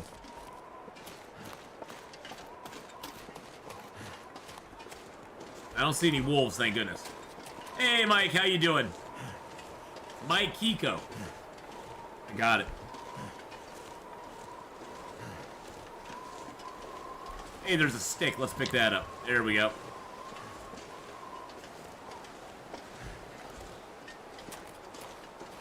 But, yeah, I mean, Twitch has definitely got some stuff going for it, but it's also got stuff going against it as well. Every platform does. Mixer went into their whole thing with the idea of, oh, we'll steal 2 or 3 of the biggest streamers from Twitch, and that will make us our platform will become huge because of them. Well, they acted like they were drafting Michael Jordan and you know, and 5 all-star players from the NBA onto their team, and those 5 players would make it all work for them, without understanding that a platform like Twitch or YouTube, those platforms depend on thousands and hundreds of thousands of smaller streamers and mid-sized streamers to actually make the platform successful and be able to draw over, you know, 10, 20 people here, 30, 40 there, 50, 60 there, 100 or 200 there. They were thinking, oh, well, we'll get these guys, and they'll come over with 50,000 people, and then those people will all stick around and watch other stuff as well. And what the reality of it is that, yes, when Ninja streamed on Mixer, and that was at the height of Fortnite, too, you got to remember that. Fortnite was, like, the biggest thing right then. And when Fortnite was the biggest thing, yeah, he was getting 100,000 people watching his stuff. And then, you know, the problem was that once Ninja stopped streaming, those people all left the platform and went back to Twitch or went over to YouTube to watch other stuff. They didn't stick around. They didn't stick around at all. So, thank you for the nice shot. I've taken a few like that. I've practiced that a few times, I'm not gonna lie.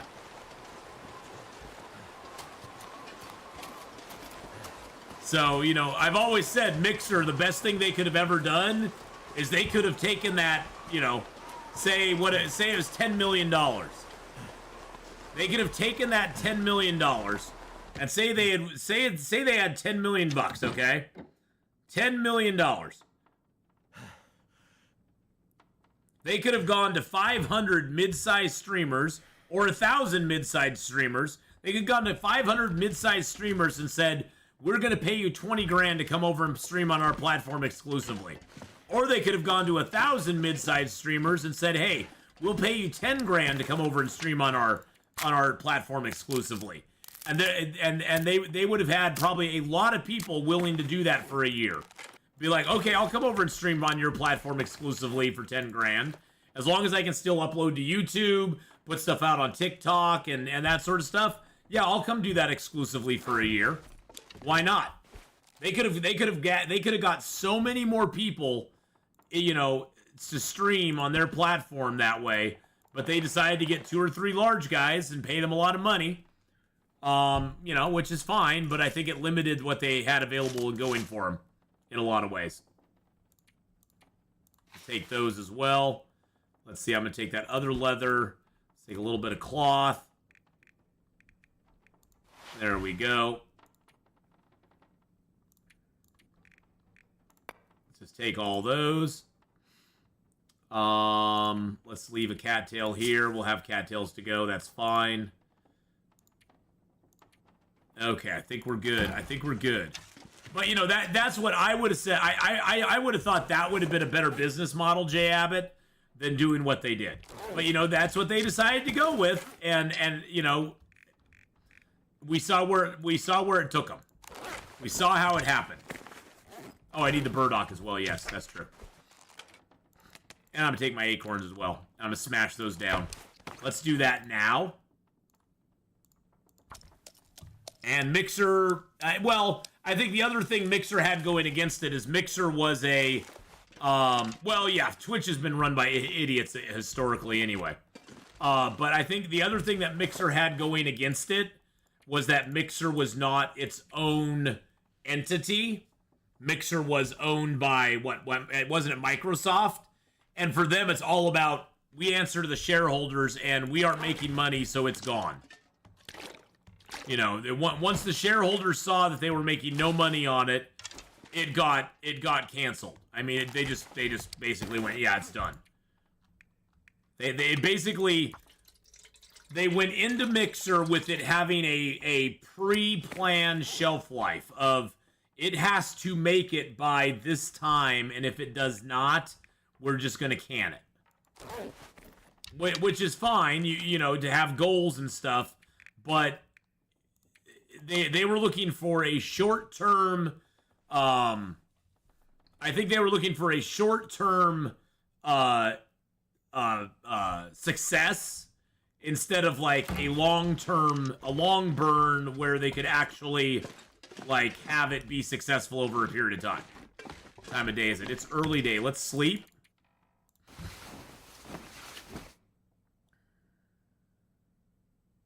I climbed to the summit yesterday. Is there a way to get all the loot down from the plane? So, Fire, if you go out of the front of the plane, if you go out of the open end of the plane, and you go to your right, you have to kind of go across a few rocks, and then there's a huge slope of snow that you'll be able to slowly go down. Then you need to go to the right again, and there's a hill that goes down right near the entrance there to right near what is that place called? Hold on a second. Here, I'll show you on the map. Or actually, do I have Timberwolf map? Yes, here we go. Okay, so if you're at the tail section, you can go out of the tail section and you skinny down this slope, and then you have to go over to your right and skinny down again, and then you're right in this area here.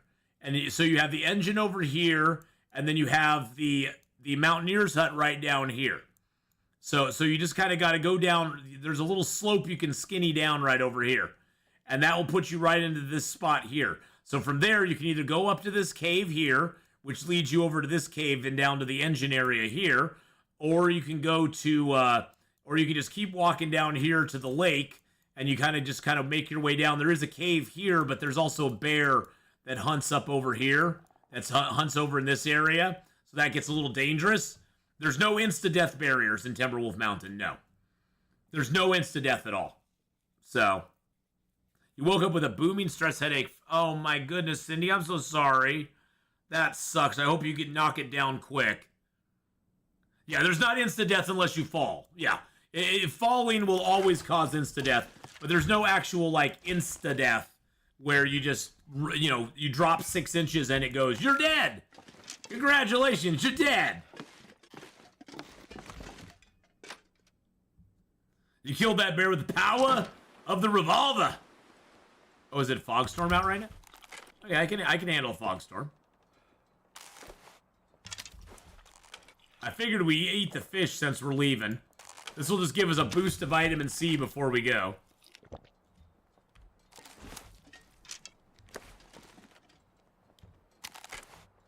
All right, are we ready? Yes, we're at 50 kilos. Perfect, perfect. We don't have a lot of wood on us. You know, I think I'm gonna take a little wood. Yeah, the Timberwolf Mountain was built. Timberwolf Mountain was made before they instituted the death walls. Milton was the first place to really have death walls in it. When they came out with that update, that was the first time they really like put death walls into the game. So you're pretty safe in Timberwolf Mountain, unless like Abbott said, unless you fall a long distance, then you're screwed.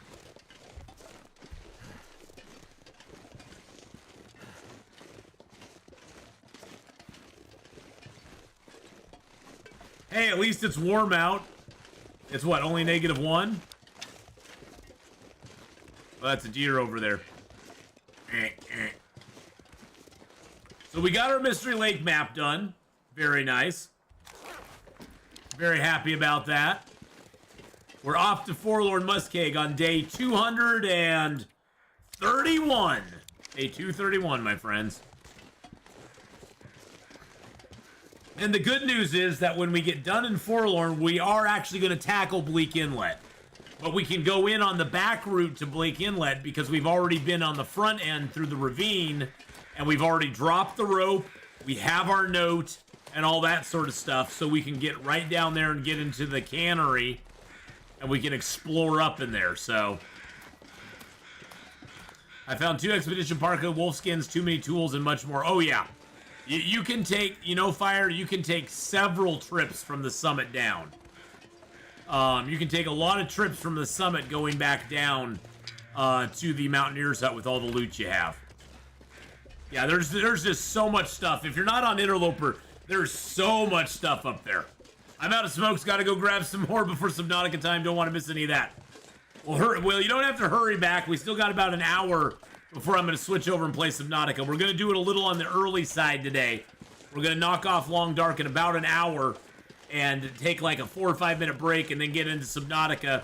I do have a hard stop time at 3 p.m. today, my time, because I'm going out to my mom's this afternoon. So I got a hard break that I have to take there. So Johannite, I can never say your name. But, hi, how you doing? How are you? I hope you're having a great day. I'm going to screw your name up every time. I just know that. It's one of those names that I look at and my brain just goes... Airline food has a lot of vitamin C, so might want to keep those. Yeah. Unfortunately, we don't get airline food in Interloper.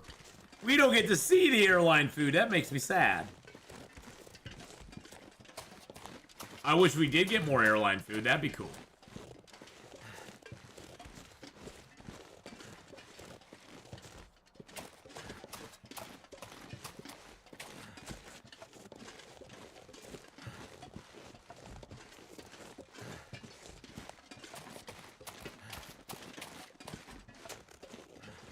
Funny, we didn't have any wolves attack us at all there. Hey, Blades, how you doing?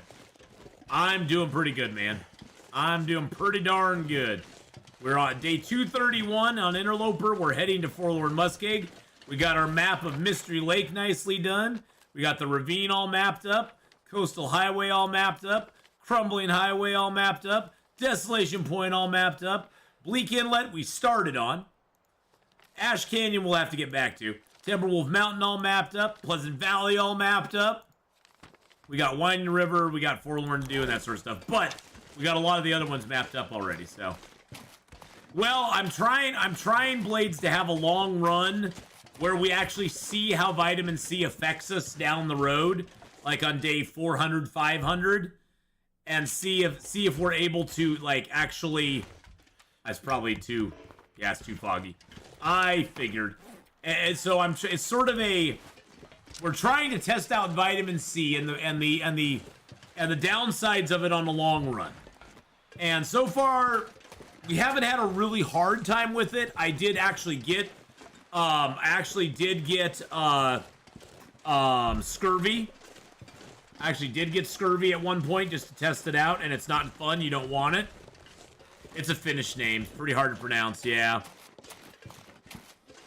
And thank you for giving Blades a shout-out, by the way, as well. That was very nice of you to do. But welcome in, Blades. I hope you're having a fantastic day. Well, we're happy to have you here, even though it's a Finnish name and I will never be able to pronounce it. Since you got cattails and fish, I don't think it'll be a problem. Well, see, I'm just curious to see how much of a problem it is. Like, you know, I don't usually play eating a lot of fish and stuff. So that's not my normal MO is to, you know, go fishing a bunch. But I think we're going to be forced to do that.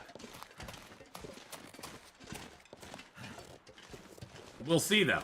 I still haven't had the risk yet at day 100 Loper, but I did get on some challenge. But I did get it on some challenge runs. Yeah, I've had it kick in a couple of times. I stopped eating vitamin C on day 60, and I got the affliction on 76, and I got the full blown affliction on day 81, and then it took me till day 87 to get rid of it. And while I had scurvy, I had 5 kilos less carry weight, and I lost a point of health every hour in game, and so that was pretty nasty. And then from there, I just kind of played a normal game, and I didn't get a scurvy risk again until day 184. And now it's day 232, and I haven't had any scurvy risk at all. So, hey, Reed Weber, how you doing? Good to see you as well. Yes, I'm doing a lot better. I had a very, very bad bout with some viral pneumonia, which was no fun at all. But I'm feeling a ton better now, thank goodness.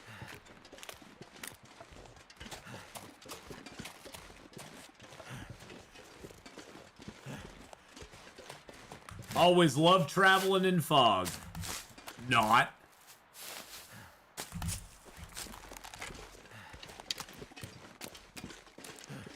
The one upside of traveling in fog is generally it's pretty warm.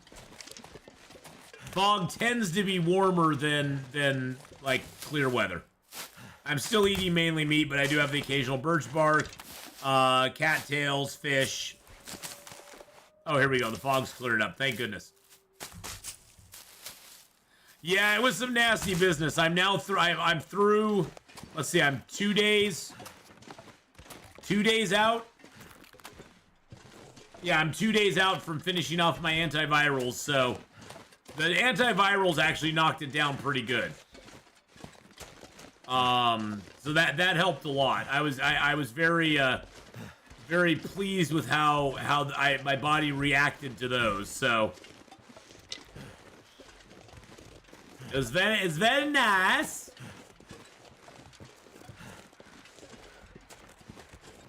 Feels like a lot of gear.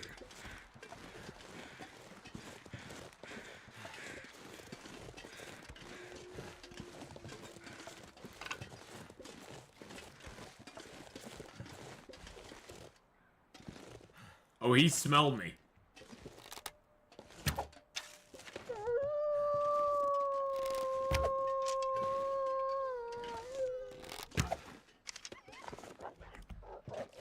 I almost got him. I was trying. Couldn't quite get the angle on him, though. We were close on a couple. But we didn't quite get that angle going on. Oh yeah, we overshot, then undershot.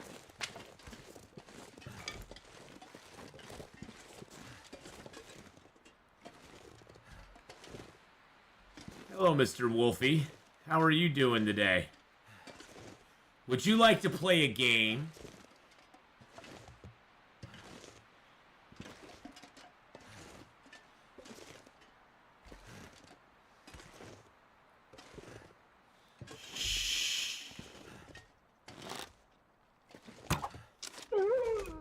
Yes, I actually have done some tip-up stuff.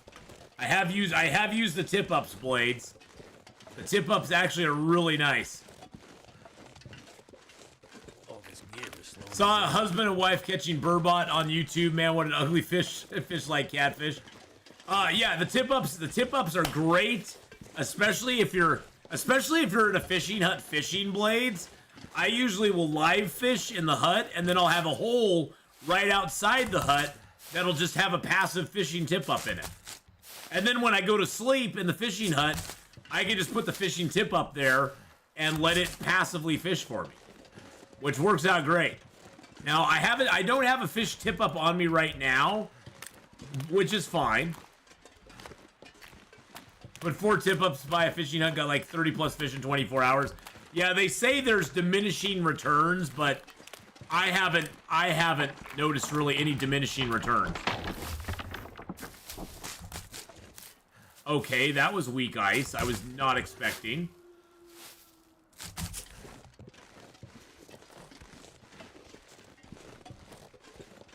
But yeah, the tip-ups are really nice. Yeah, maybe after a couple of days, but who cares? I mean, you got 30 plus fish. You got 30 plus fish. Who cares? Oh, so now it's going to be diminishing returns? Well, I already got mine, so big deal. Have you guys, Fire says, have you guys ever tried morels, though? Those are way too good. I have not.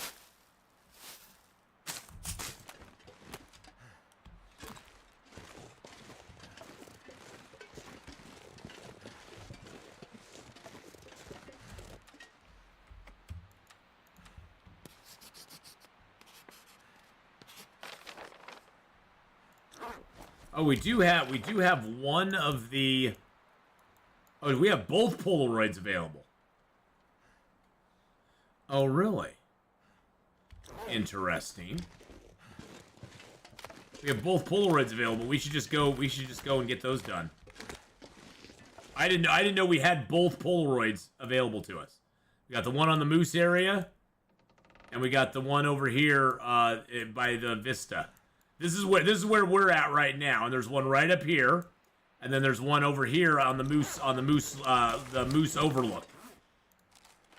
So yeah, we're gonna more L's, not morals, more L's. Okay, more L's, like Jor-El, but Morel. It's Jor-El's second cousin twice removed. I know a guy that forages for them in Wisconsin. He's very sensitive, secretive about where he finds them, of course.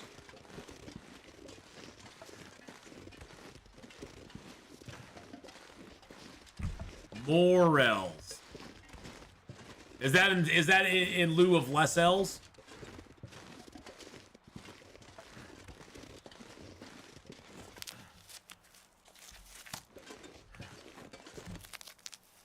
I will take the mushrooms, my friends, and the sticks. We do need to make some water, so.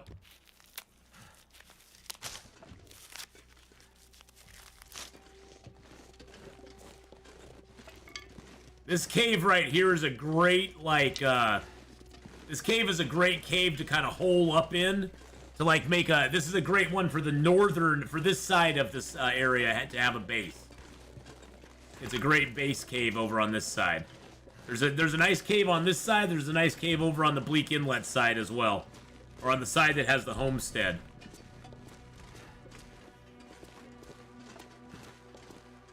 This is my fave on this side, though.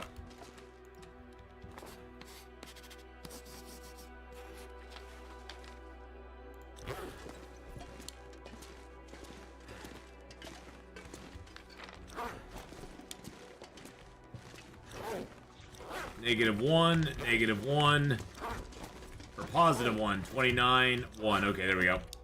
I'm probably get a Maglens fire started here, I'm guessing. Yes! Yes! Maglens fire all the way! Kind of funny to find 45 herbal teas on the summit. I need insulated flask game. The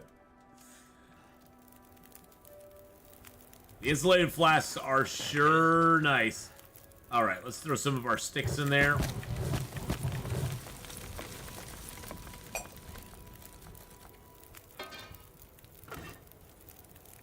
Get some water down. There we go. Alright, what all do we have on us that's weighing us down so much right now? I've got the hides, I've got the guts, I've got I got the stuff to make a I've got stuff to make things. I'm just gonna put all these hides and guts here. This is just if we need to repair our clothing at some point, we have the appropriate things to do so.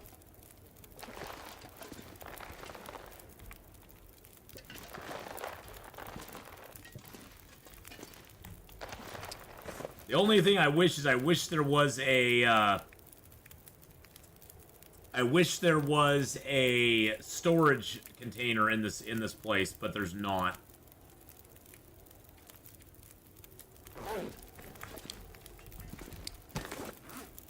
Let's go ahead and drop the reclaimed wood here. Let's drop the sticks here.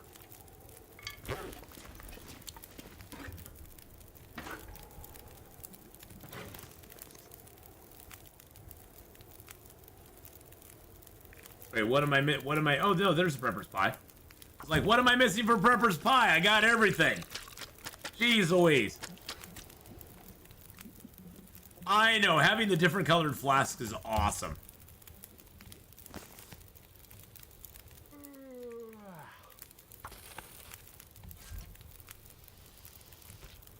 And there's a Prepper's Pie. Not that we need it right now, but, you know.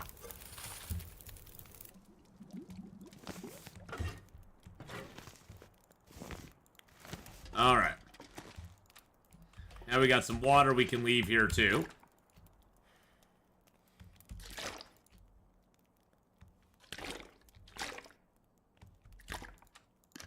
There we go.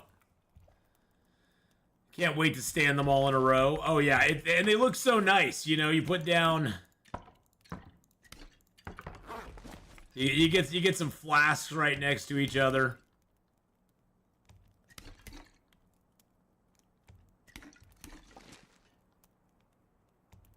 And look what Rusty Brazenfire sent me. He sent me my own flask. My own Jackrabbit flask. Custom made. Custom made Jackrabbit flask, boys and girls. Look at that. Look at that right there. Thank you again, Rusty. I appreciate that very much. So yes, I got my own Jackrabbit flask now. Okay, so got my Prepper's Pie on me. I'm not going to mistakenly put into anything again. Made me sad that I accidentally put that away into a bad place, that it disappeared. So let's grab these flasks and get out a couple of teas from each one. Let's see, so I have 2 of those. That flask has all those in there. That one has all the red teas in it. This one has, okay, that has all birch bark, and this one has all birch bark. There we go. Well, you know, the Prepper's Pie is not that OP. I mean, the Prepper's Pie is OP, but you gotta remember, think of all the steps you have to take to get the Prepper's Pie. First of all, you have to have cooking 5. You have to find the recipe, first of all. And so, unless you get lucky like I did, you're generally not going to walk into your first... You're not going to walk into your first prepper's cache and find it. I got super lucky. I found it in the first prepper cache I went to. So first of all, you have to find the recipe. Second of all, you have to have level 5 cooking just to make the recipe. And then you have to collect acorn grounds, you have to collect burdock root, salt, mushrooms. You got to get all that stuff because it takes a lot of things to actually make it in the first place.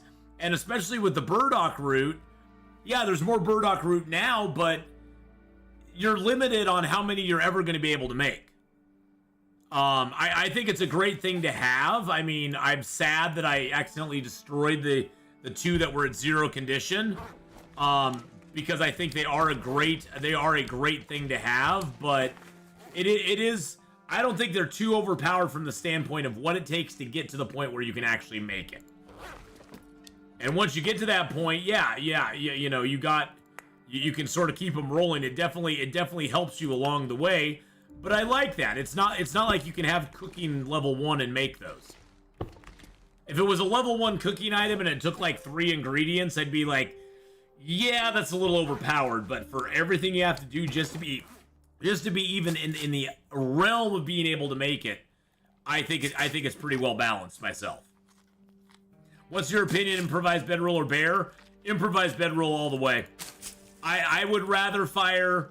So here's my thoughts on it.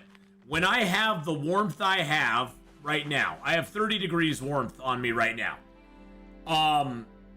With a regular bedroll, there is not a cave, an outdoor cave like this. No matter what storm is going on outside, there will never be an instance of it being too cold for me to sleep inside this cave with whatever bedroll I have. Even a regular bedroll.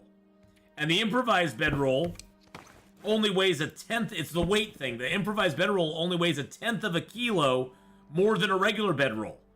Now, if the improvised bedroll was 2 kilos and the bearskin was 3, like it is now, if the improvised bedroll weighed more, it might shift my opinion and make me go, yeah, getting that extra 4 degrees warmth out of the bearskin may be worth it. The biggest problem with the bearskin bedroll is it takes bearskins to repair it.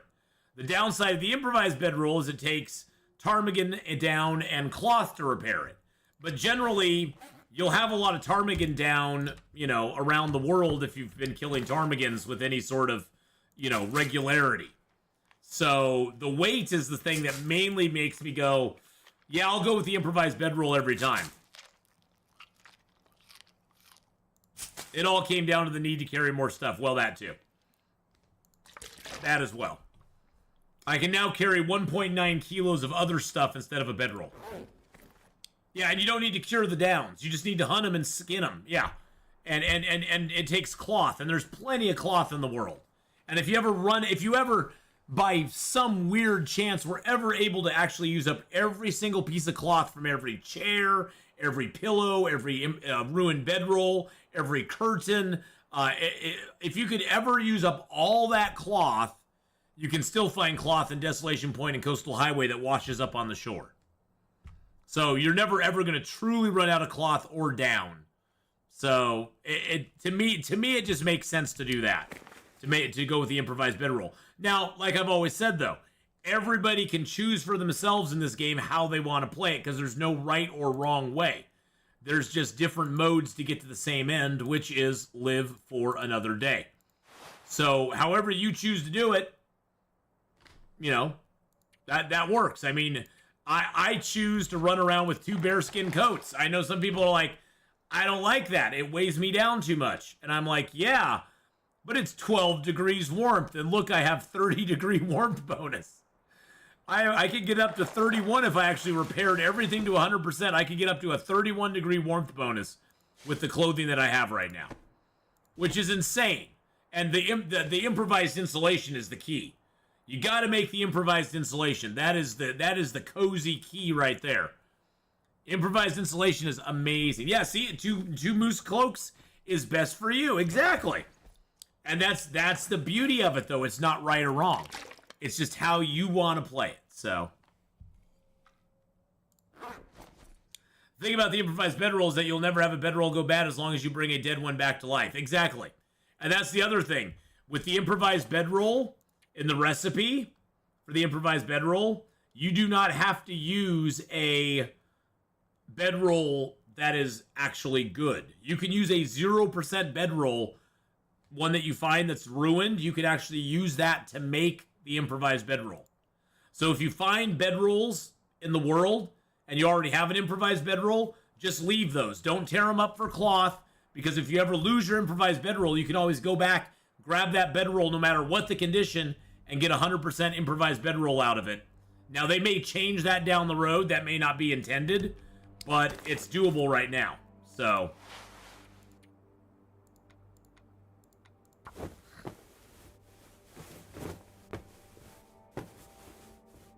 I do take a bare bedroll for Bleak or for Forsaken Airfield, places that are extra cold. Yeah, I mean, and that's the thing is, like, later in the game, I don't think it's a bad idea to have the bearskin bedroll. Yeah, and you don't need a workbench. You don't need a workbench for the bedroll either. You can just make it right on yourself, which is kind of odd, but kind of cool. I'm glad they made it that way. I used to travel around the world repairing my old bedrolls in case I needed them. Yeah, exactly. And now you don't need to do that anymore. You can be like, oh, I'll just leave that bedroll and come back to it later.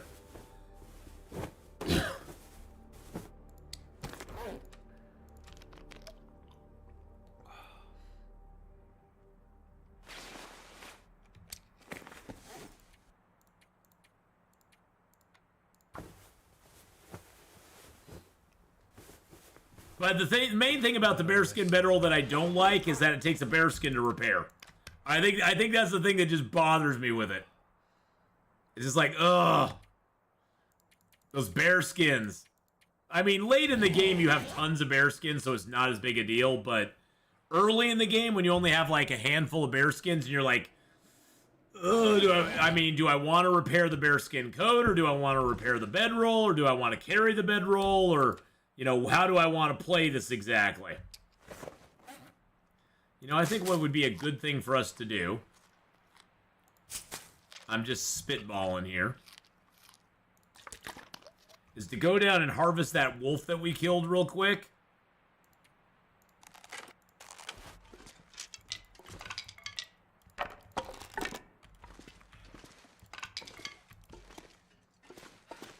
How cold is it out here? Eh, it's not that cold. You know what we're going to do first, then? It's one arrow down temps. We're taking cedar and fir, baby. We need some big wood. I need some big wood. I'm putting it out there. I need some big wood, boys and girls.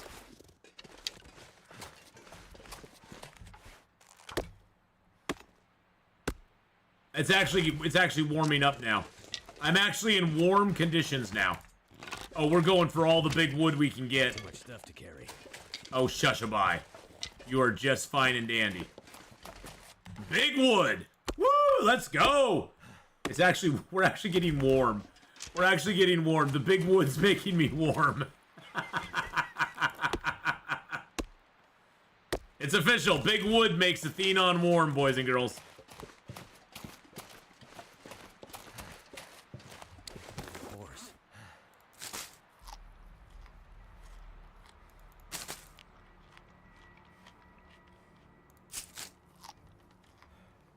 Alright. We ate up a little bit. We're gonna go harvest this deer up real quick, or this wolf up real quick. I wouldn't go for a bear bedroll earlier in mid-game, but late game it can be a little handy. Yeah. Late game, the bearskin bedroll can be handy. I generally find, Abbott, that with, you know, the number of caves that are around, I very rarely find a need for the bearskin bedroll. For, like you said, though, Forsaken Airfield is maybe a prime example of a place that would be good for the bearskin bedroll. Even Bleak Inlet, I'm pretty decent in Bleak Inlet without it. Because most of the time you can ditch into a cave or something in there if it gets really bad. Or a house or another structure. But Forsaken Airfield is definitely a place where a bearskin bedroll could mean the difference between life and death. If you can get a little bit of a fire going and then get it heated, you know, heated up enough that you could actually get the bearskin bedroll down and working for you. I don't really see a need for it, but it can help once in a while. Yes. Oh yeah. Well, and you can, if you have like the warmth that I have, and you could actually make, in theory, you could actually make a you could actually make a play with a bearskin bedroll and a snow shelter, and maybe not need a fire if you're doing it. It is possible. I'm not gonna be able to carry this load for much longer. Forsaken Airfield is my favorite region because my brother is a pilot. Aw, that's awesome. I think Forsaken Airfield is fine. It just needs a lot of work. I think there needs to be more Gugas around the area to make it interesting. There's no... It just... Forsaken Airfield just feels so empty that it's like, why do I want to go there? There's nothing to do. There's literally, like, nothing to do in 80% of that zone. Except just walk. And yes, I understand there's a lot of stuff to do. There's a lot of walking in Long Dark anyway, but usually in most zones, it's like, ooh, there's a cool little thing I can go to over here. Ooh, there's a cool little thing I can go to over here. Or I can do something over here. In Forsaken Airfield, it's like, the place I want to go to is, you know, way over there, and now I'm just going to be walking for the next hour, and I'm never going to get there. It takes it a little far, let's put it that way.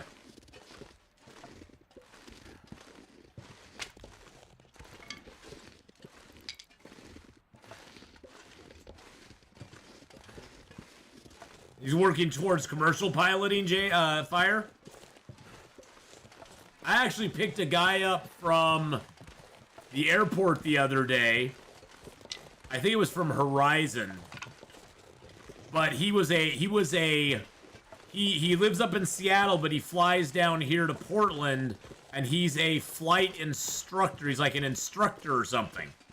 Where he basically, he just comes down like once a week and instructs pilots, gives them piloting time.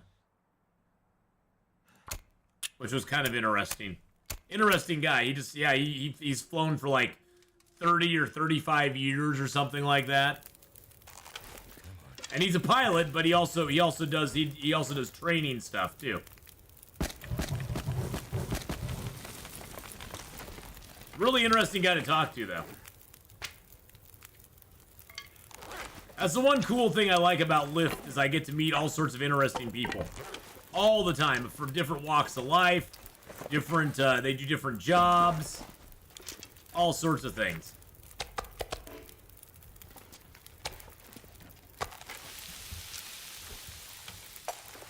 Yeah, we're gonna make water while we do this too. Look at all that cedar we got. Oh my god, that is a lot of cedar. I'm gonna go drop the tinder plugs over here.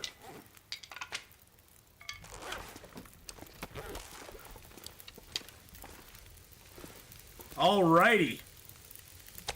Let's go.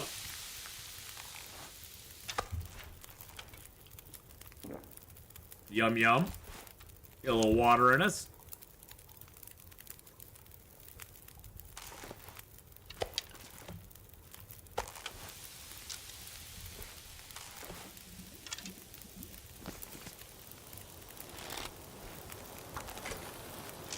Yeah, this is all about just getting us some food. I mean, it's not much food. It'll barely sustain us through the day, but that's okay. I mean, we could, in theory, go after the bear. Feels like night is coming.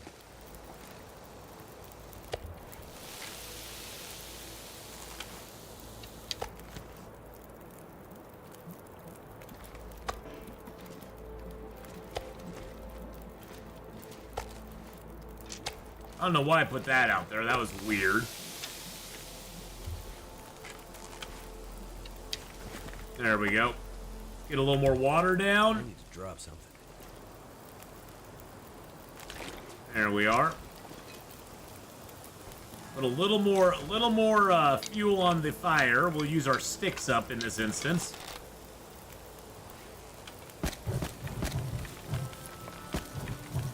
There we go.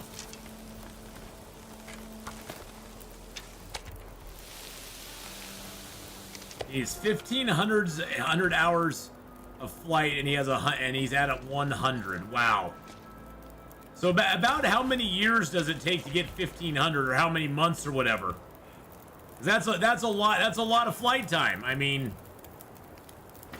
It's like, oh, it's only 1,500 hours, but yeah, that's not like you're flying for 1,500 hours straight.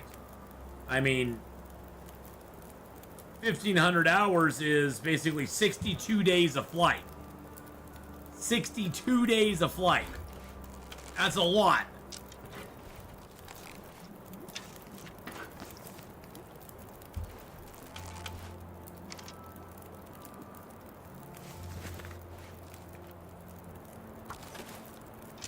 Kraft mac and cheese with maple ham in it? What? Like 5 to 7 years because you get like 1 to 2 per day. I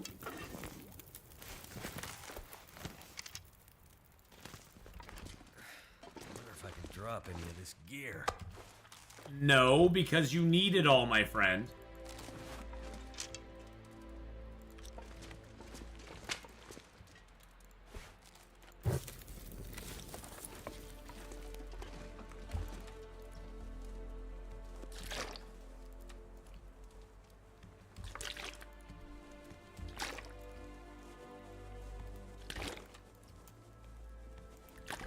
There we go. Get those all lined up there nice and neatly. It only flies on Tuesday, Wednesday, and Friday. Gotcha. Grandmother G, hello, hello. When I was little, it used to be hot dogs. As an adult, the pork got upgraded. The pork got upgraded. Now it's not the mystery meat hot dogs, but it's actual meat. Now it's actual side of ham. So we could say you're hamming it up. All right.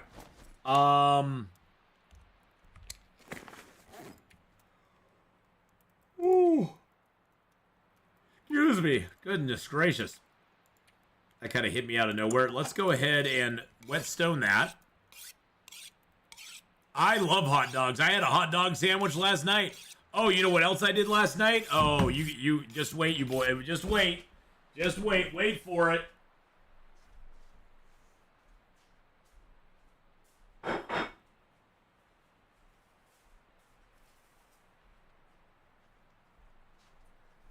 Last night I made myself a big plate of chocolate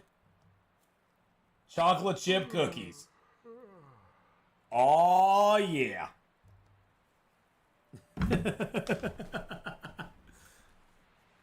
Made myself a big plate of chocolate chip cookies. I'm actually gonna have a couple right now. I'm gonna eat the spoils of my labor. Yeah, I'm gonna take some out to my mom. Yep, I'm gonna take some out to my mom.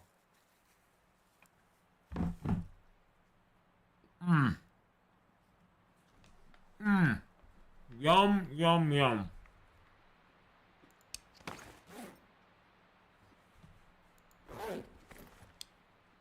They're very good. They're very yummy.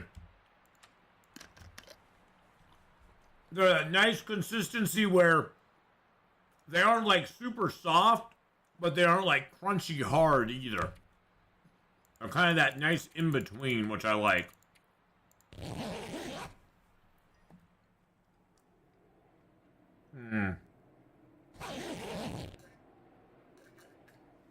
Makes me wish I had some milk to dip them in.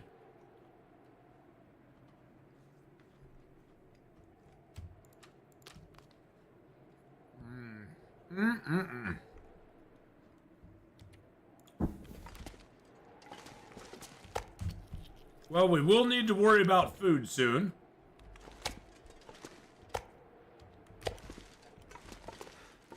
But there is a bear that we could go kill that would take care of that for us. Might have to drop some gear. Did we really get 11 cedar? Yeah. We really got 11 cedar. That's awesome. So let's drop like 8 of it here. I've eaten grasshoppers, crickets, ants, and grubs. At least I know what they're made out of. Hot dogs are a whole nother story. Hot dogs, you never know, but you know what? I still love them. I don't know why, I still love them. You can get some decent there are good hot dogs out there, though.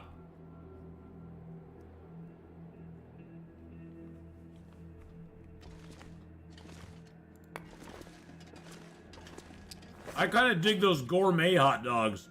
The ones that are like actually like, they sort of tell you what's in them.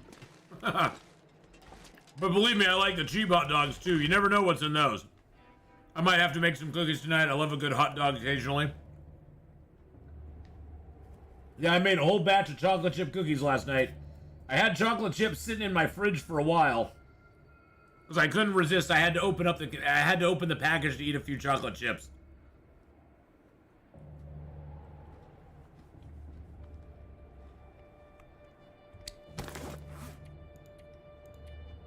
Honestly, these ones turned out a little bit crisper than I like, to be honest, now that I'm eating them.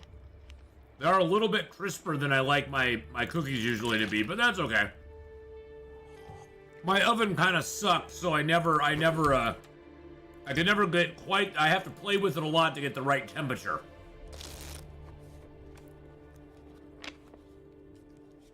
Bugs are best roasted. It helps with the flavor a lot. Ew. All right, we're gonna go. We are right up here. We're gonna go up in here and get that Polaroid.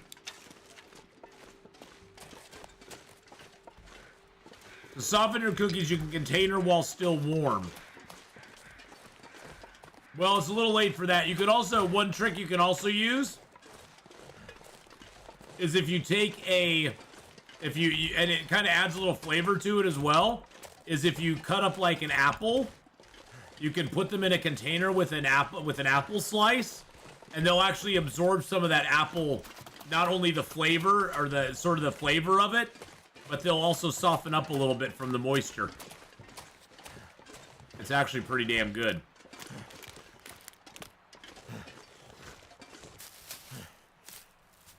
You vote Team Crunchy Cookie? Yeah, you know, I like certain things. I like certain cookies crunchy, but like, peanut butter cookies, chocolate chip cookies. I like them I like them on the softer side. I don't like them where it's like biting into a sponge, but I like it a little softer. I don't like to bite. I don't like the crunchy, you know?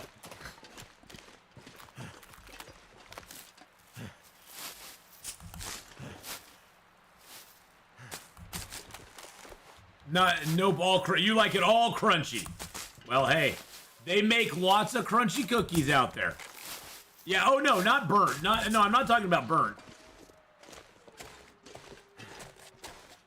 I just like mine more rare than medium. I like my cookies medium rare, but more rare than medium. My grandma's sugar cookies are really soft. My grandma's sugar cookies, you only cook those for 9 minutes in the oven, and then you pull them out and let them rest on the baking tray for another 5 minutes, and then they are basically just like break in half soft. They are so soft and yummy. I will say, Genie Girl, I'm right there with you. I always like toast over fresh bread myself. There's nothing better than a nice, freshly out of the toaster, buttered piece of toast. Oh,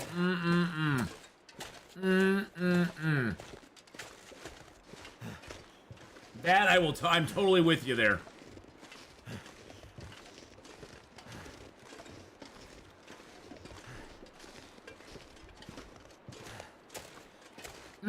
Raisin bread can be really good too. I have only like 3 teeth left from fighting way too much when I was younger, so I have to soak my cookies in milk until I can gum them. Hey, you gotta do what you gotta do.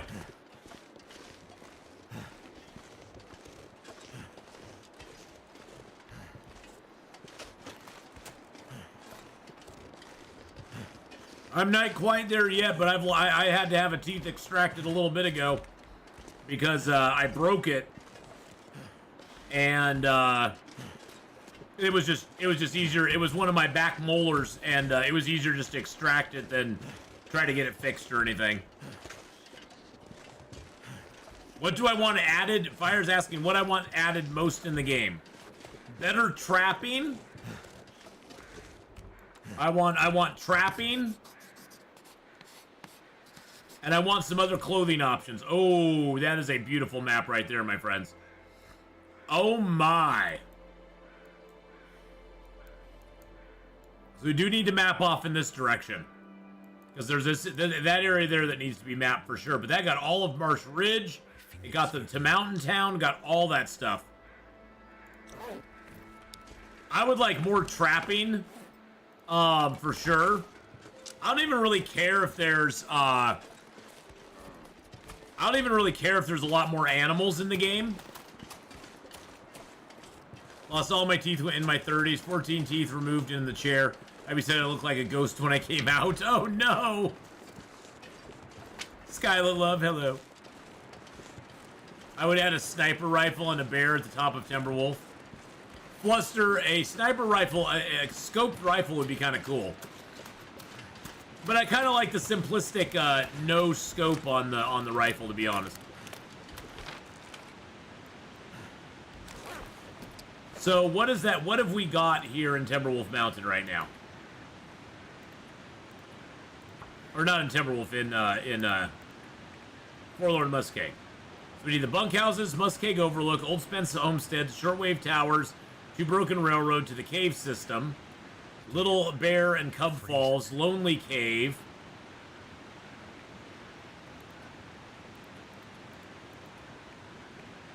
to Mystery Lake. I wonder where, I'm trying to think where the, no, we got all that stuff. Okay, so mainly it's all on the south side. Everything's on the south side, boys and girls. Well, there are some bow variants on Long Dark, but unfortunately you can't get them when you play Interloper. But there are variants to the bow in the Long Dark, so I just wish we had more options with that.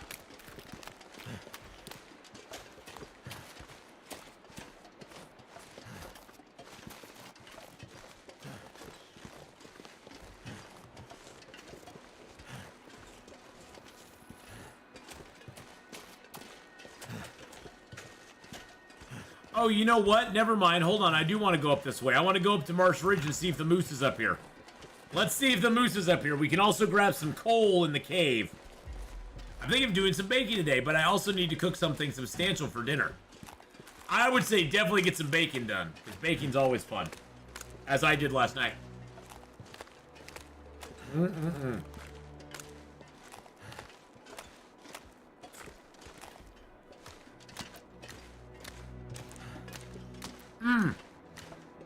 Here's been my idea for Interloper for a long time.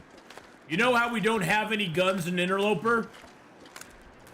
Wouldn't it be cool if in Interloper you could find broken pistols and broken rifles, you could scrap them, and you could make improvised pistols and improvised rifles out of the scraps at the milling machines in Bleak Inlet and Blackrock.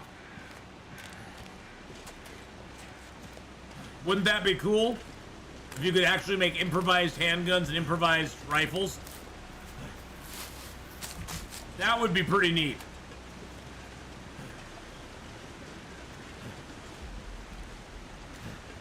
It wouldn't give it to you. You'd have to find, say, 4 or 5 or 6 of the handguns or rifles broken around the world. But when you scrapped them, you would get a rifle part or a revolver part. And if you took 4 or whatever to the milling machine, you could cobble together with that, and maybe, you know, for the rifle, they'd want you to have a maple for the stock or something like that, or a piece of fir for the stock of it, and maybe a piece of cedar for the stock of the pistol. And maybe you'd have to craft that by whittling it or something. And then make it so we could find brass around the world, like empty shell casings, so we could actually make our own ammunition. So make it all, none of it's given to you. You have to craft it all. Everything from the ammunition to the guns, everything. That would be so cool. Went to tune in and got one of those YouTube questionnaires about how you feel about this YouTuber. Of course, I told them all the tea. You were like, dude, this guy is like the worst, man. Every time I watch him, he's a complete jerk. He should be banned off YouTube tomorrow. Well, exactly. Well, you know, Kenneth, when they first had Tales from the Far Territory, and you could find that pistol in Forsaken Airfield in the one cabin, I was like, okay, that's kind of cool. Now I have a late game reason to go to Bleak Inlet or to Black Rock and actually like try to craft ammo. I'm gonna look for batteries and try to get lead throughout the game. You know, I'm gonna do that sort of stuff. You know, I'm gonna do that. It sort of gave you that late game kind of like, ooh, I can go have something to do later on. And they didn't give us many like pistol shells or anything. I think the most I found was like 20 shells, and that's not gonna change your game. That's not gonna. I mean, that's for like an OS situation, but it's not gonna change your game. A world boss or two. I will agree to disagree on that. I don't think world bosses would be a great idea for Long Dark. I think that ruins some of the fun. I don't like the idea of world bosses for a survival game. I don't like them in Icarus. I didn't like them in Stranded Deep. I think it's a very gimmicky way. I think it's very gimmicky. It appeals to. It doesn't appeal to me. Let's just put it that way. It doesn't appeal to me to have boss mobs in the game. I mean, I like having like the named wolves. We have Fluffy, Scruffy, and Sketchy in different caves. I like having them because it's kind of fun. But I think it's it's a very gimmicky way to generate some sort of excitement that then, you know, then what? Are those guys going to drop great loot or something? Or it's like, I don't know. I'm not a big fan of the boss mob thing. I think that's fine for games like Elden Ring and, you know, games that have constant fighting in them and stuff, but I think for survival games, it's not something I would prefer to see. I'm not saying it's right or wrong. I'm just saying that I'm not a big fan of that idea. And you know, that's okay. We can agree to disagree on it. It's not a big deal. I see the appeal of it. I just personally don't find it appealing.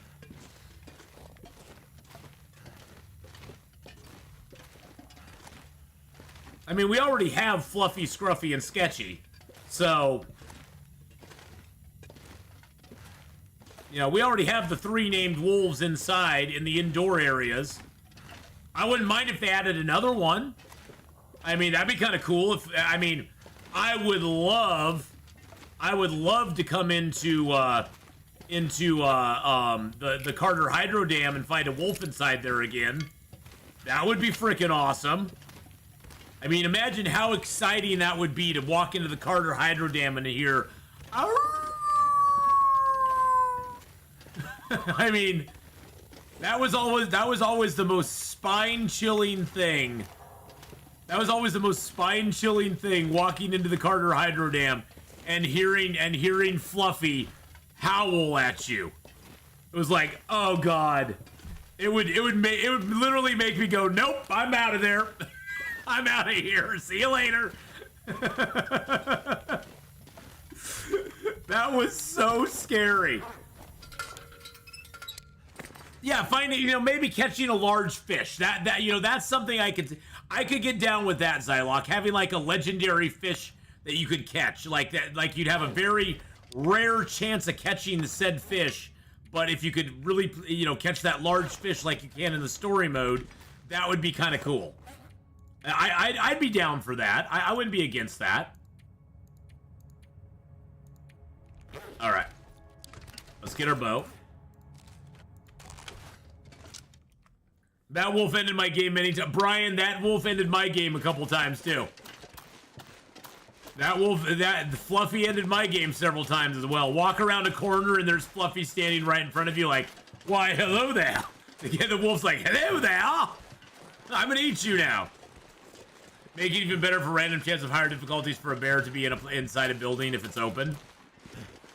Well, they are gonna be, they have already announced, Genie Girl, they will be reworking animal spawns.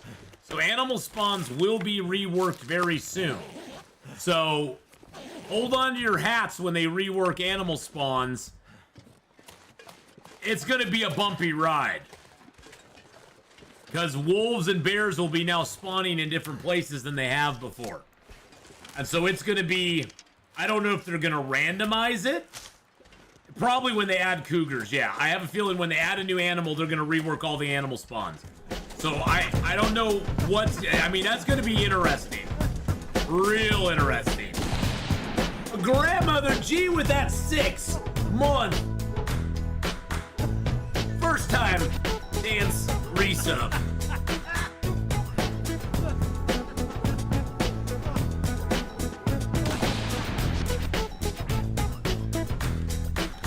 Spirit fingers.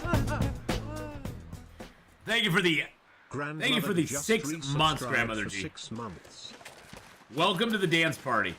Dance Revolution party here. Only one arrow down. You know what that means. You know what that means. One arrow down. You know what that means. Oh, yeah. Just hopping in at the end to say hi. Got a bunch of chores to do today trying to figure out where are you. We are in Timberwolf Mountain right now. We are getting ready to map Timberwolf Mountain. We are Forlorn Muskeg, sorry. We're in Forlorn Muskeg. We're getting ready to map it. We've mapped up Mystery Lake, the ravine, Coastal Highway, check. Crumbling Highway, check. Desolation Point, check. Bleak Inlet we started, but we popped back out. We grabbed the note and we popped out so we could just go in there through Forlorn. Ash Canyon we need to go back to and get some better maps on. Timberwolf Mountain, check. Pleasant Valley, check. And now we're working on Forlorn Muskeg. You like the auroras? We got the aurora. We got your aurora, Cindy. We got the aurora, my dear. And yes, and they're animated too, so they actually look like an aurora. And they're 3 different ones. Those were 3 that Miss Candela made up.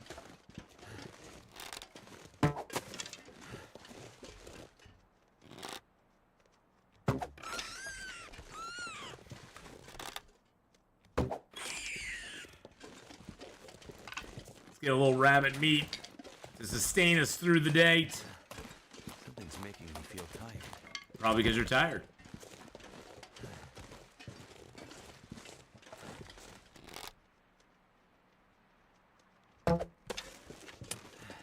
Oh, did I hear? I heard ptarmigans. Hold on. Hang on. Hold up. Am I still playing Subnautica today? Yes. After we get done out here, we're going to be taking a little short break. And we're going to be starting up some Subnautica. I heard ptarmigans over here. I swear I did.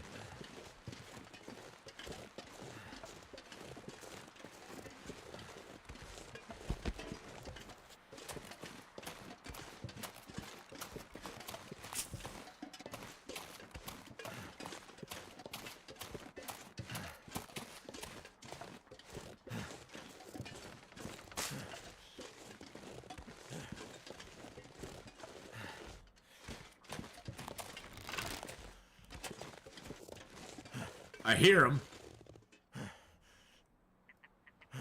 Yeah, there they are. I hear them. Where are they? They're right over this hill, aren't they? Oh, they're right over there.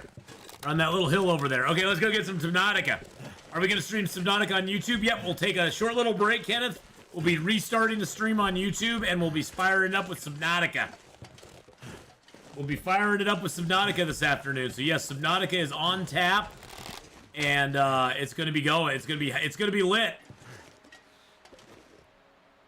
I hate firing up a hill.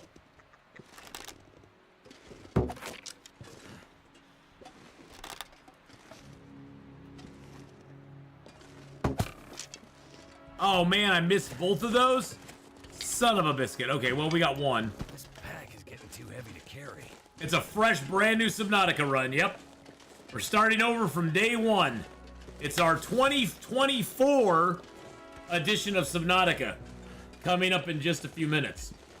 I'm super stoked for it. It's gonna be fun.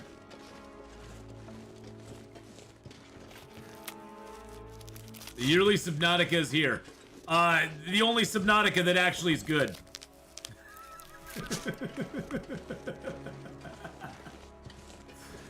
It's just Subnautica. I don't count. Below Zero is not even a Subnautica game in my opinion. But Below Zero is a game that has a Subnautica name on it, but I don't really count that as a Subnautica game. To me. I stream it on Twitch or YouTube only. We'll be doing on. Well, we're gonna stop the stream on YouTube for about 4 or 5 minutes. I'm gonna go use the potty and all that stuff. We're then gonna come back and start the stream up on YouTube again. But we're gonna be doing it on Twitch, YouTube, and we're gonna be doing it on Twitch and YouTube as well as Kick. Any specific goals for this run of Subnautica? Not really. I just enjoy the game. I enjoy starting it, building, getting the submersibles, getting the prawn suit, going to the Aurora, checking out all the things and stuff. I just enjoy the game in general. I don't really have any specific goals for this Subnautica run. I never really have. I just enjoy playing it. So for me, it's all about the adventure. It's all about the, it's all about the, it's about the journey, not the destination.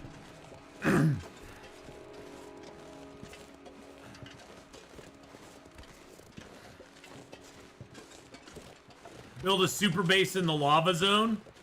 I actually on one of my runs, I built a base from all the way from the Lost River down to the fire zone.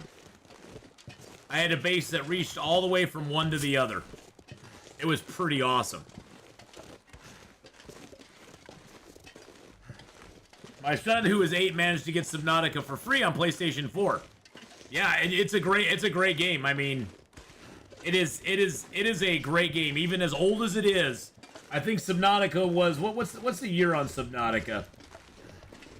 I think it's like 2016, 2017, 2018. Okay, 2018. For a 2018 game, pretty damn great. Which is weird, because I think Detroit came out that same year. They had some good games in 2018. No, 2020 for Detroit.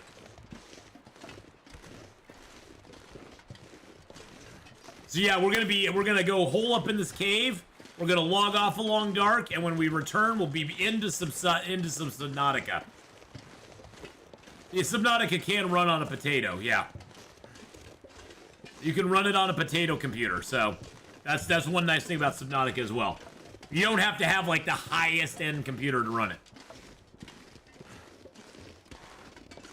And they've actually done some improvements on it based on Subnautica Below Zero. There were some improvements that were added into it as well, so that's kind of cool. You can't manage to beat it though. Maybe it's too in depth. There's a lot in Subnautica that you have to do. All right, we do need to eat a couple of cattails, and we'll eat our chips, just so I have some food in my belly. And then we need to just pass time for an hour. Actually, let's sleep for a couple hours. Too tired to think straight.